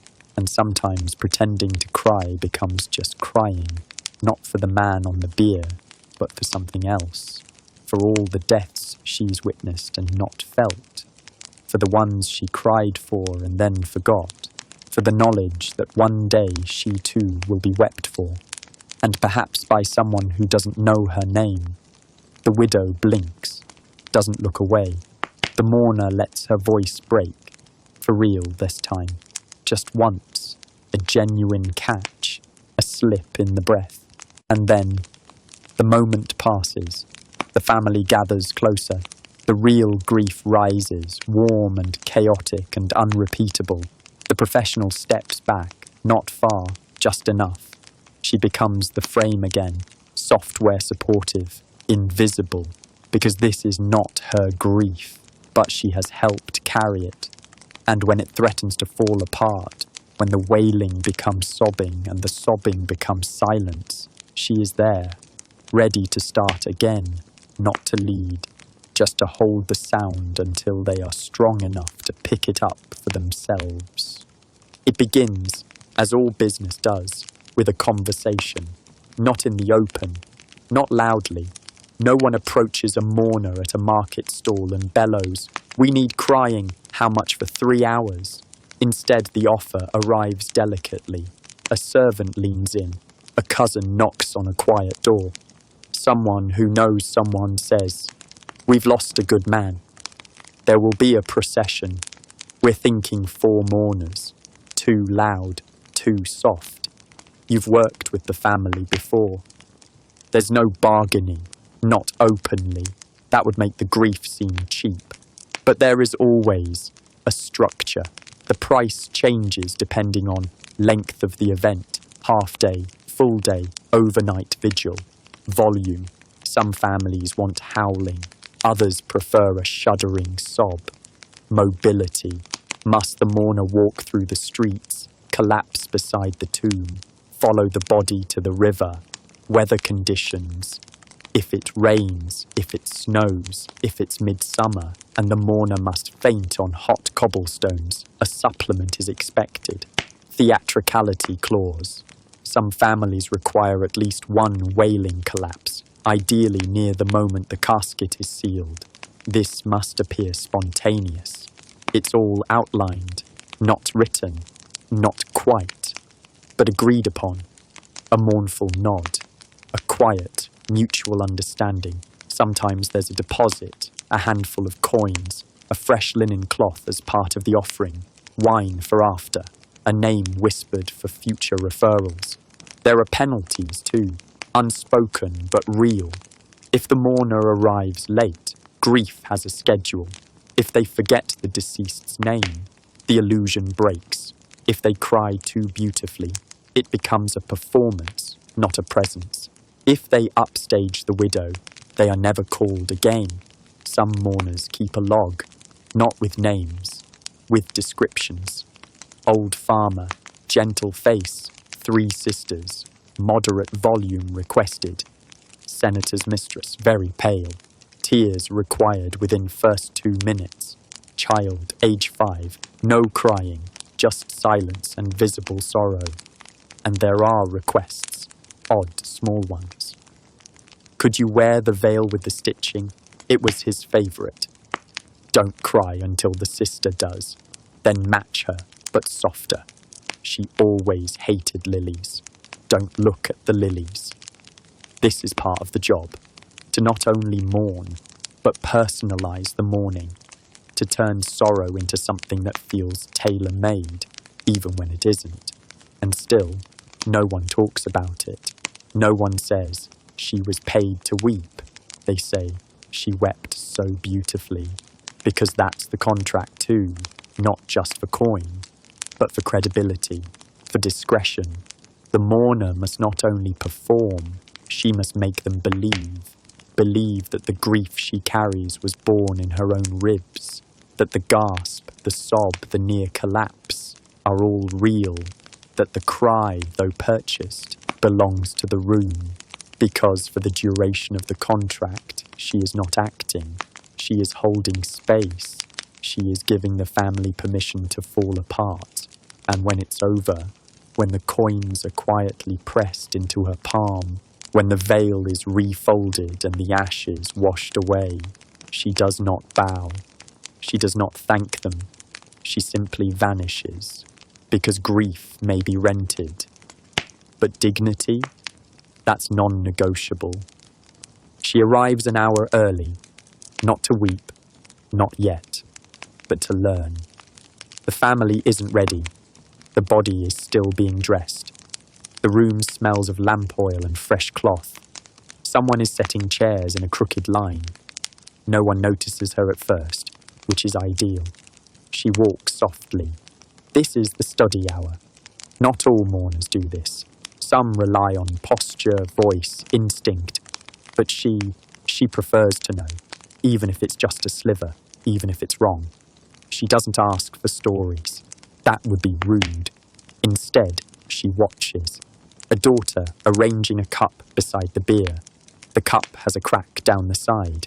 It has clearly been glued once before. It was important, not valuable. But his, a man, probably a brother, is polishing a buckle that will never be worn again. Slowly, tenderly. The metal shines too brightly for a funeral. It must have belonged to younger years or better days.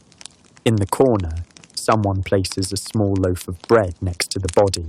That's the detail that catches her. Bread, cracked on top, barely risen. A village shape, not city bread. This tells her more than any name could. She files it away, not in words, in feeling. He was a man who drank from chipped cups, whose belt was polished more in memory than in habit, whose bread came from hands, not ovens. She notices no incense has been lit yet.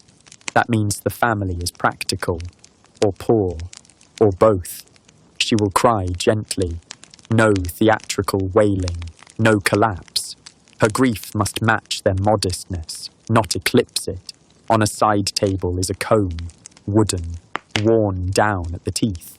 This too is a story, not what it says about the dead, but about the person who placed it there.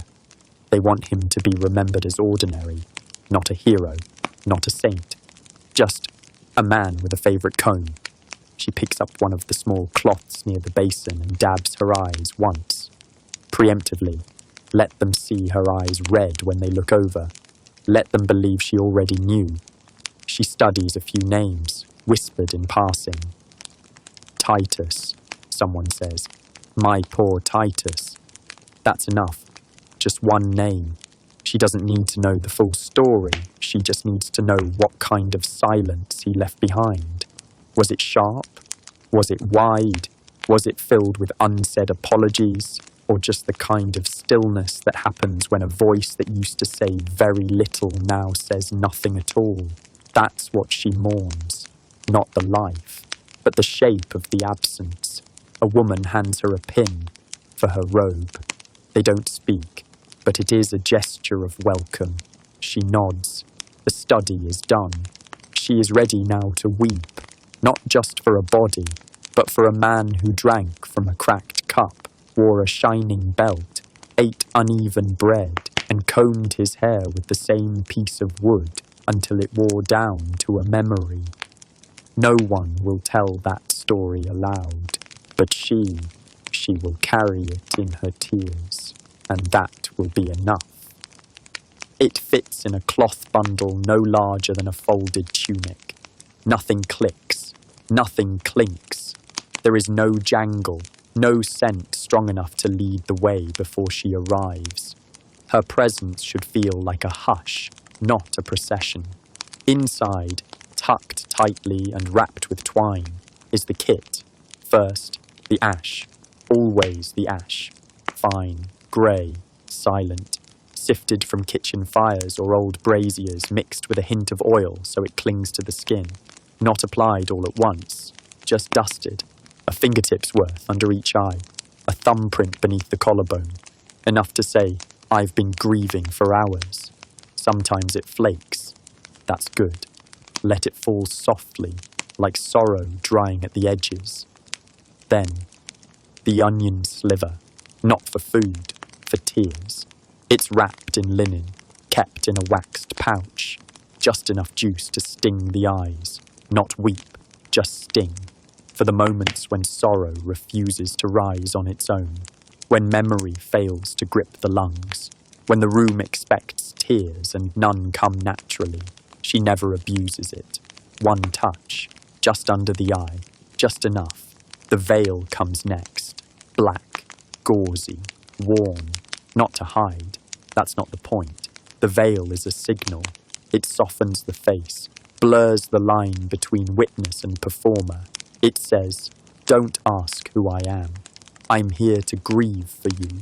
It hangs loose across the shoulders, pinned once at the crown. If the wind lifts it, the effect is haunting. Some families like that. The flask. Not always wine. Often water. Sometimes something stronger. For cold mornings. Or long funerals. She doesn't drink to forget. She drinks to wait. Waiting for the moment the weeping begins. Waiting for the widow to falter. Waiting for the silence that follows the final prayer. It steadies her. Just enough. Smelling salts. Not always necessary. But there are days, hot, long, heavy with incense and bodies, when the air grows thick and the body protests its stillness. A whiff from the salts hidden in her sleeve can pull her back, or if needed, bring on a believable stagger, a dramatic sway. Some families pay extra for that. And finally, the coin cloth. A small square of linen folded 3 times, stitched closed on one side. For payment, discreet, no jingling, no haggling. The coin is placed after the event, never counted in public, never questioned. She doesn't open the cloth until she's home, and when she does, she doesn't smile or frown. She simply nods. The job was done. The sorrow was served. These items, small, quiet, unremarkable, live beneath her robe or in a satchel tied at the hip. They are not displayed. They are tools, not trophies. Each has a role. Each is a whisper. Because when mourning is your profession, you do not arrive with presence. You arrive with gravity. And if you carry these things well, no one notices the bundle, only the grief, and the space it opens in the room. The room is already crying. It's quiet, restrained, a soft tide of sorrow rising and falling like breath. The mourner has been there for nearly an hour. She arrived early, as always, set her tone, matched the family's mood, created a space where grief could gently begin to stretch its limbs. She's near the bier now, seated low, hands folded in her lap, veil drawn, shoulders trembling at regular, tasteful intervals. The room accepts her. They believe her. Some even lean into her rhythm, the way she sighs, the tilt of her head, and mirror it. That's how mourning begins, often, not from inside, but from observation. And then, the door opens. She hears it first, the creak, the hush that follows. A breeze enters, and with it, grief in its rawest shape. The widow has arrived, late, dishevelled, unannounced. The room changes instantly. The mourners, paid and unpaid, freeze, because now everything reorders itself. The widow is not weeping yet. She is breathing, shallow, ragged, uneven, the way someone breathes when they are holding back a scream because it is too early, too holy, too real. And then she sees the mourner, the stranger already weeping by her husband's body, already bowed, already veiled, already halfway through a performance that suddenly feels like theft. The widow doesn't say anything. She doesn't need to. Her face speaks plainly. Who is she? Why is she weeping already? That was my part. It happens often. The mourning professional has learned what to do. She shifts, subtly. Her sobs soften to whispers. Her hands fold further into her robe. Her body leans back just slightly. Not away, but out of focus. This is not her stage now. The widow steps forward. And now the room begins again. The real beginning. The actual grief surges into the space like a tide breaking through reeds. The mourner does not leave. That would be obvious. That would draw attention. She stays, but she changes. Her role is no longer the weeper. Now she is the echo. She mirrors. When the widow collapses, she leans. When the widow wails, she breathes in sharply. Never louder, never first. She becomes the shadow of the grief, not its flame. And sometimes, remarkably, the widow turns to her, not in anger, in need, because even real grief is afraid of being alone. And in that moment, the line between performance and presence blurs. A hand is extended. The mourner takes it, and together they cry, one from memory, one from contract. And no one, not even the widow, knows exactly who is who anymore, because grief doesn't care about titles. It only wants company, even if that company was hired by the hour. It's tempting to think of mourning as something private, something whispered, hidden in corners, clutched behind doors. But in the oldest cities, beneath columns and braziers, in the flicker of funeral torches and the dust of temple roads, grief was public. Grief was choreographed. Even in mourning, the ancients sought structure. There were scrolls that described it. There were designated roles in the funeral procession. Who would wail, who would carry, who would hold silence, and when. There were laws about how long to mourn, and when it became unseemly to go on. A good funeral wasn't just a farewell. It was a performance, a civic act, a theatre of absence. The body would be displayed, not always in grandeur, but deliberately, arms crossed just so, garments carefully arranged, scents burning nearby, not just to mask death, but to guide the grief. And around the bier, the mourners, sometimes family, sometimes not, but all participants in a ceremony of emotion, designed not only to say we miss them, but we mattered to them. The cries had rhythm. You can still hear echoes of them in liturgy, in lamentations recited down through centuries. Phrases repeated not because they were true, but because they were familiar. Why did you leave us? What will we do now? Gone too soon, beloved always. Words made not for meaning, but for movement. Grief moving outward, like a ripple across marble. And there were gestures, hands tearing fabric, veils ripped diagonally, hair loosed and lifted, then dropped over the face, each gesture with its own symbol, its own cue, not unlike dance, not unlike ritual, not unlike theatre, because mourning, for many ancient cultures, was not only about loss, it was about honour, and honour had to be seen. A silent funeral was shameful, a forgotten one, worse, so the mourning had to be heard, loud enough that the neighbours paused, the children fell silent, the city noticed.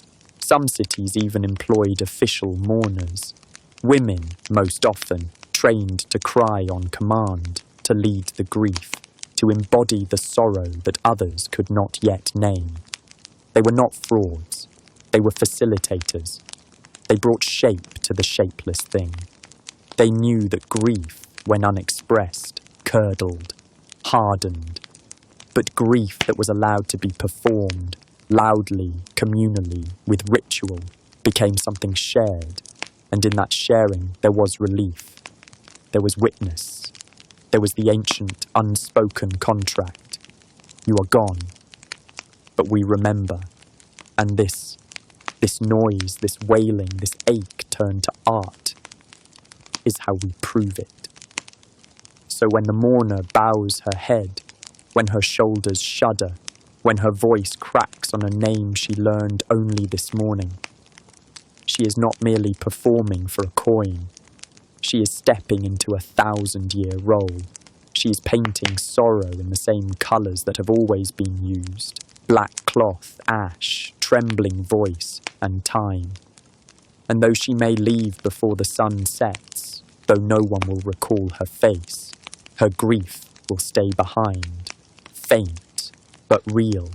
Another line in the chorus of mourning that stretches back to fire-lit funerals and clay urns, to bone flutes and broken veils, to the first time someone looked at death and said, "We must show the world that we feel this." No bells rang this morning, no knocks at the door, no veils to press, no ash to smear, no names whispered at dawn. Just a window opened too early, and the light of a sun that felt, oddly, like it had time. The robe hangs limp on the hook. She does not reach for it. Instead, she wears her softest tunic, the one with the frayed collar and the pocket that's come loose at the edge. No one will see her today. She allows herself this unshaped hour. Breakfast, perhaps, perhaps not. Sometimes, on days like this, she forgets to eat until evening. The body, used to the rhythm of funerals, does not know what to do without the weight of bread and grief offered at once.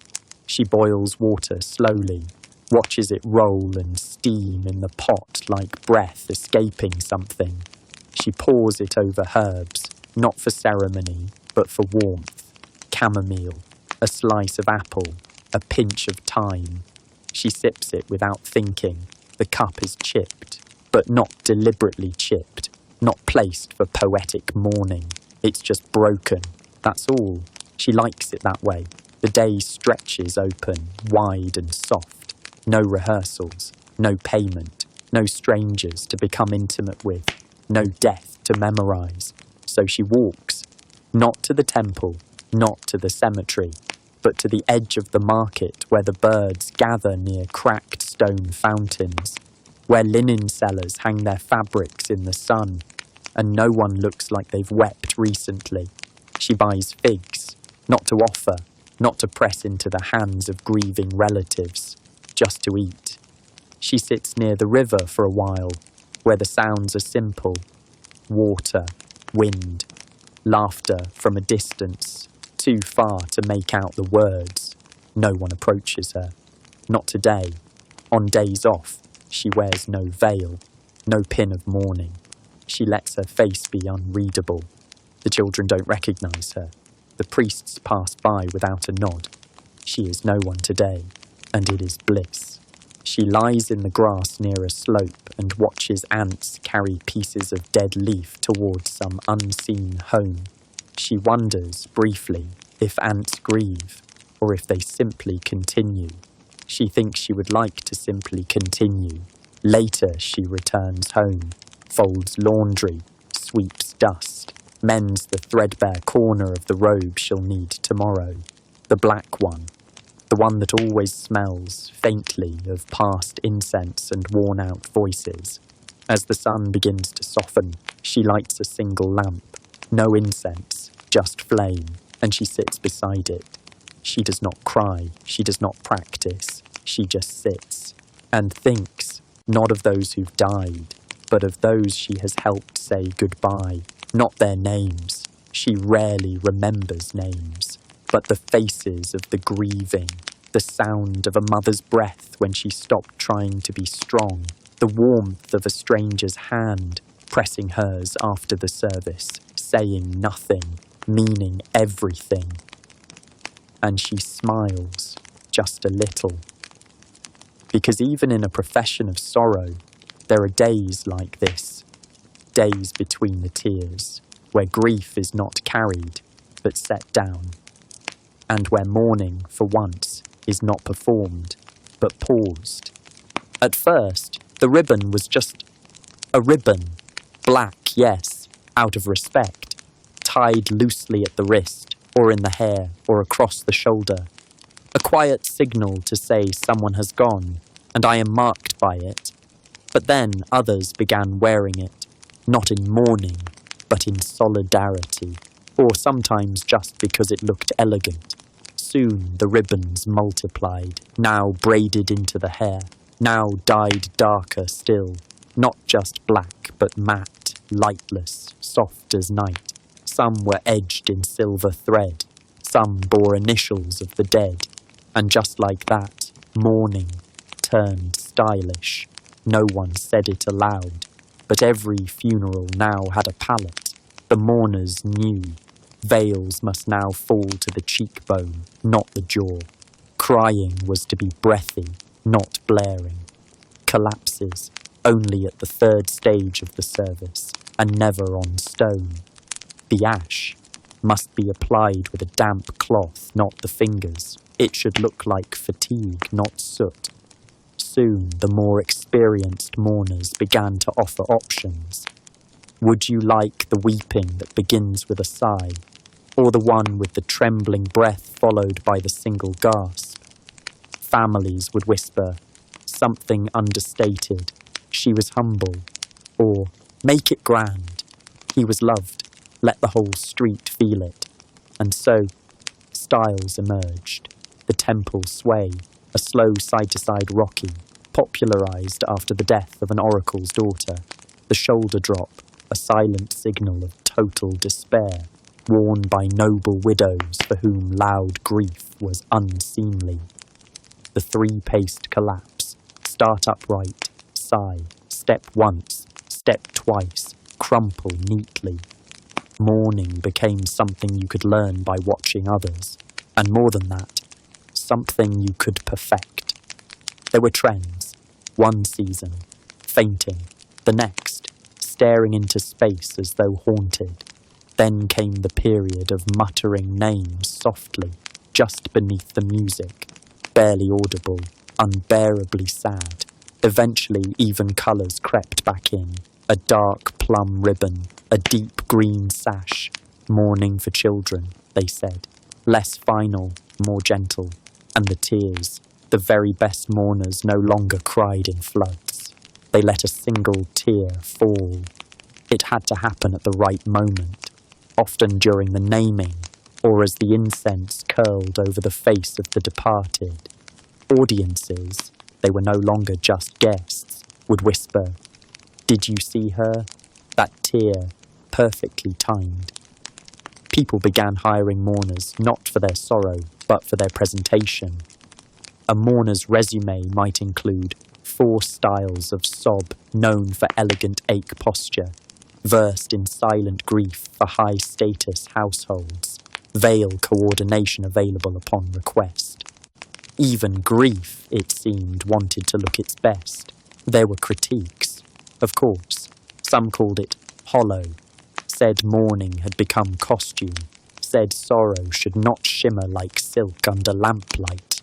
But others, Others found comfort in the consistency, in knowing what to wear, in knowing how to grieve, even when you didn't feel ready to, because sometimes sorrow is too messy, too raw, and mourning as fashion, well, it gives shape to the shapeless.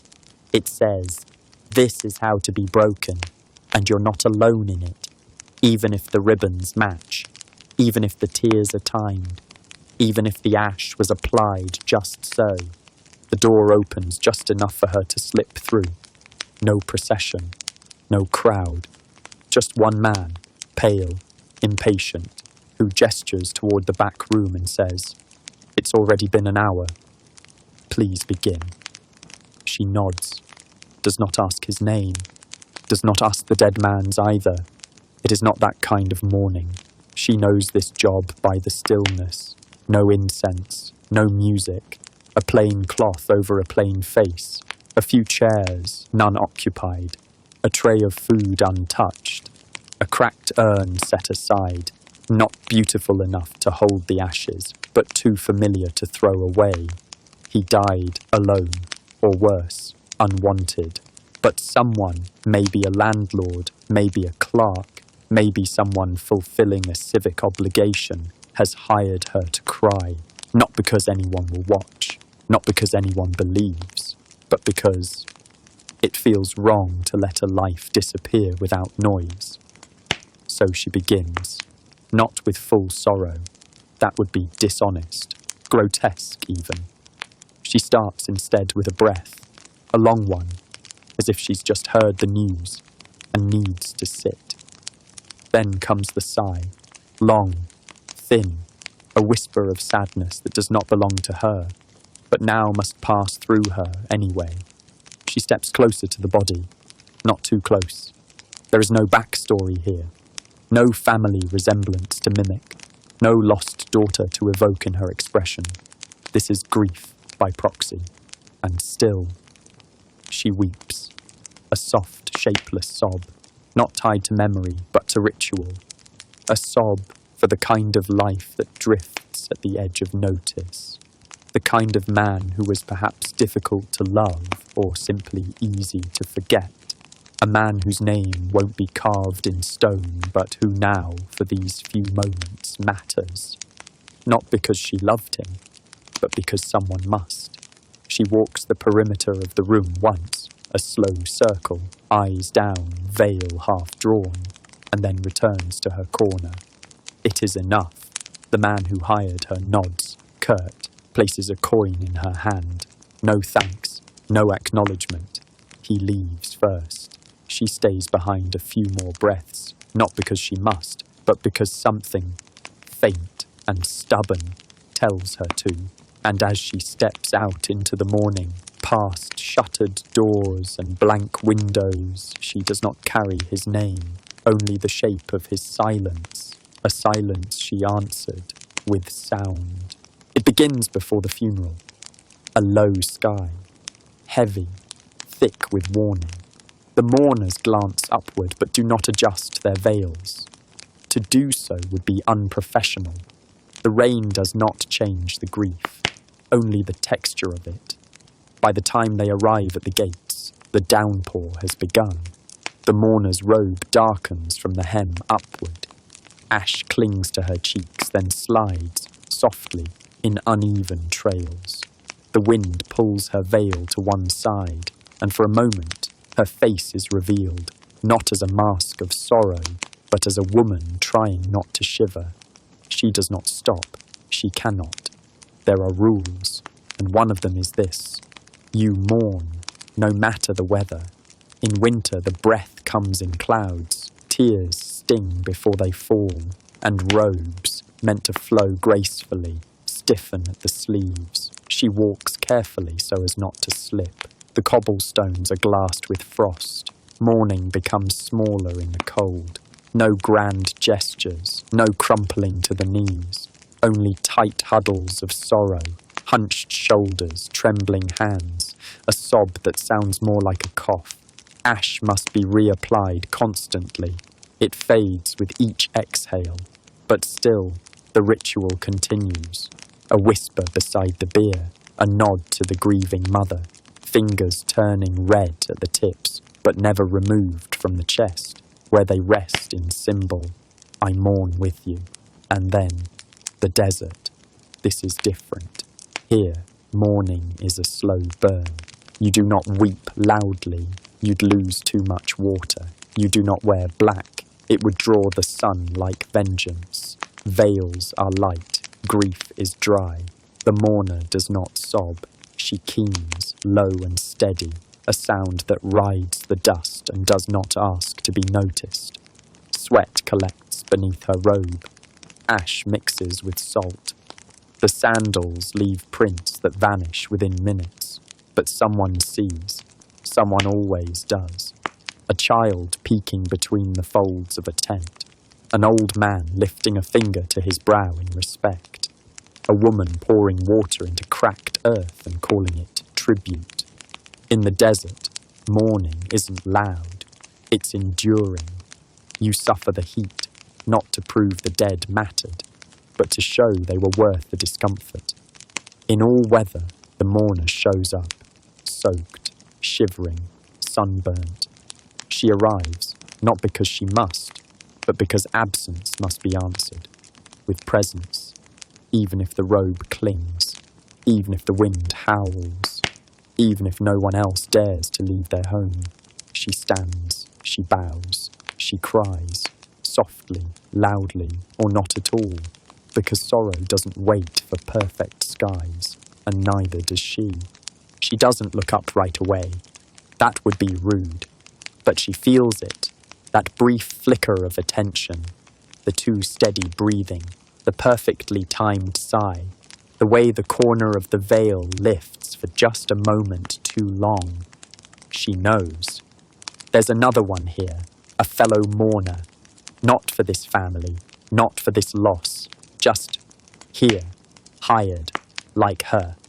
They rarely speak. It isn't done. No whispered greetings, no secret handshakes. That would spoil the illusion. But there are signs, a certain stillness, a posture that's too controlled to be natural. The way their weeping begins with the exhale, not the inhale. Professionals weep on the out-breath. It's more efficient. Today, she sees him near the second column. Older, broad-shouldered, he's pretending to know the deceased. Arms crossed, jaw tight, a touch of ash under the eyes. He's doing the stoic sun roll, a classic, timeless, understated. She gives him nothing. But when he bows at the end of the eulogy, slow, precise, held a breath longer than necessary, she mirrors it, just a fraction. That's the nod. I see you. You see me. We are ghosts in someone else's sorrow. There are rules for this too. You never match tears. You don't collapse if someone else already has. And above all, if the family is watching, you behave like strangers. But when the widow turns away, when the crowd bends towards the procession, sometimes their eyes meet for the briefest second, just long enough to say, "You're doing well. I liked your tremble at the end." That veil works. She once wept opposite a woman she never spoke to, but with whom she shared a perfect rhythm. One sob, pause, breath, sigh, then switch. It was like a duet. At the end, they walked out through opposite gates. She never saw her again, but she remembers. Mourning is lonely work, and for those who fake it professionally, it can be lonelier still. But in these fleeting nods, in these small, silent acknowledgements, there is a kind of kinship, not in love, not in loss, but in craft. Because sometimes the only ones who understand how hard it is to cry for the uncryable are those standing just out of frame, weeping on cue, and waiting for their moment to vanish. She feels it rise, just a flutter, just a twitch, just as the priest intones the name for the third time. Titus, beloved son, keeper of bees, collector of jars. And there it is, jars. She remembers, Not the man, really. They'd barely spoken. But the sound he made when showing off his jars. That strange, high-pitched wheeze of pride. That one time he described a chipped amphora as like a wife who knows your secrets but still pours your wine. And the breath catches in her throat because for just one brief, perilous second, she wants to laugh, not loudly, not cruelly, just a small sound, a bubble of something that doesn't belong here. But grief is cruel in this way. It tangles itself in everything else. Nostalgia, hunger, dust, a stray dog sniffing the offerings, a child asking too loudly when the food starts. The mourner lowers her head. She presses her tongue against her teeth, tries to think of cold water, splinters, quiet shoes, because to laugh, even gently, even truthfully, would break the room. This is not her grief. This is their loss. Her role is silence, shape, sorrow, not mirth. And yet, how can one not laugh when the dead man once claimed he could tell fortunes by the way cheese cracked in winter? She bites the inside of her cheek. Across the room, she sees another mourner, not hired. A cousin, maybe. That cousin is also trembling, but not with sadness, with suppressed amusement. They meet eyes for a second, that cursed second. The cousin mouths cheese, and she nearly loses it. It's not disrespect, it's not delight, it's just the body's betrayal, the way laughter lives next door to grief. Because when someone dies, you don't just remember the reverent things, you remember the awkward moments, the bad tunics, the half-told jokes, the wine spilled on a scroll. You remember the man in full, which means sometimes you remember things that make you smile. Quietly, she breathes out. It passes. The smile fades. The laughter retreats. The room returns. She resumes her posture, lets the sorrow wash back over her face like a veil. No one noticed, except maybe the dead man. And if the stories were true, he would have laughed first. It's usually during the silence, not the wailing, not the bowing, not the ash or the gesture or the sob she's practiced 100 times. No, it's in the part between things, when the crowd is still, when the priest is fumbling for the right proverb, when the incense has burned down just enough to show the wick, and she looks, truly looks, at the body, not as a prop, not as the centre of the rite, just as a person, folded hands, wrinkled linen, a mouth that once spoke things no one will ever repeat. And for a moment, her chest tightens. It's not acting, it's not breath control, it's not onions or memory tricks, it's grief, real, sharp, heron, but also not hers, because she didn't know this man. She doesn't know the names being whispered, doesn't recognise the jewellery placed at his feet or the carved figurine they tucked into his robe. And yet, she misses him, as though the hours spent learning his habits, the glance at his sandals, the note of his favourite bread, had somehow tied her to him. She has learned to cry, but no one taught her this, that sometimes the crying turns inward and leaves something behind. After so many funerals, the line grows soft. Where does the mourning end and the mourner begin? When does empathy become possession? She remembers a woman, years ago, whose child had died. The mother had no tears left, but the mourner did. And as she cried, the mother leaned against her, rested her head on the mourner's shoulder, whispered, "Thank you." I couldn't, but you did. Since then, the feeling has returned more often, not always with sadness, sometimes just with weight, a heaviness in the chest that lingers even after the ritual is done, a name that echoes in her mind days later without meaning to, a smell, fig jam, sandalwood, wet stone, that drags her back to a death she never knew. This wasn't in the contract, but it's part of the work. To cry convincingly, you must stand at the edge of your own sorrow, and sometimes, without meaning to, you fall in. She finishes the service. The others go home. She remains a moment longer, bows to the family, touches the altar cloth, and as she turns to leave, she realizes her eyes are still wet. No one saw. And yet, for once, the grief was hers. She knows when it's time. There's no bell, no signal, just a shift in the room, like the moment after the last note of music fades. The ground is closed now. The prayers have ended.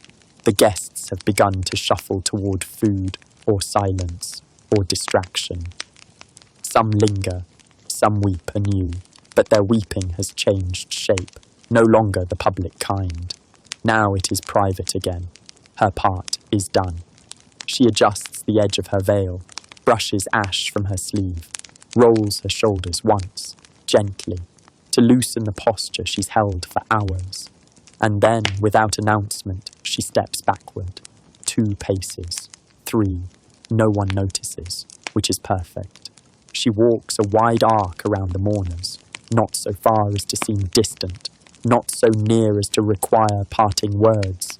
She passes a servant gathering incense bowls. They don't meet eyes. She steps beyond the gate, down the path, past the olives and the cracked wall with the ivy creeping through. No one stops her. No one ever does. That is the point. The grief she brought, the shape she helped give it, must remain untied to any name. She doesn't want thanks. She wouldn't know what to do with it. What she wants is this, to vanish as quietly as she arrived, like the last breath of someone who has gone, like sorrow drying on a sleeve. She walks the familiar roads home. The ash on her face fades in the wind.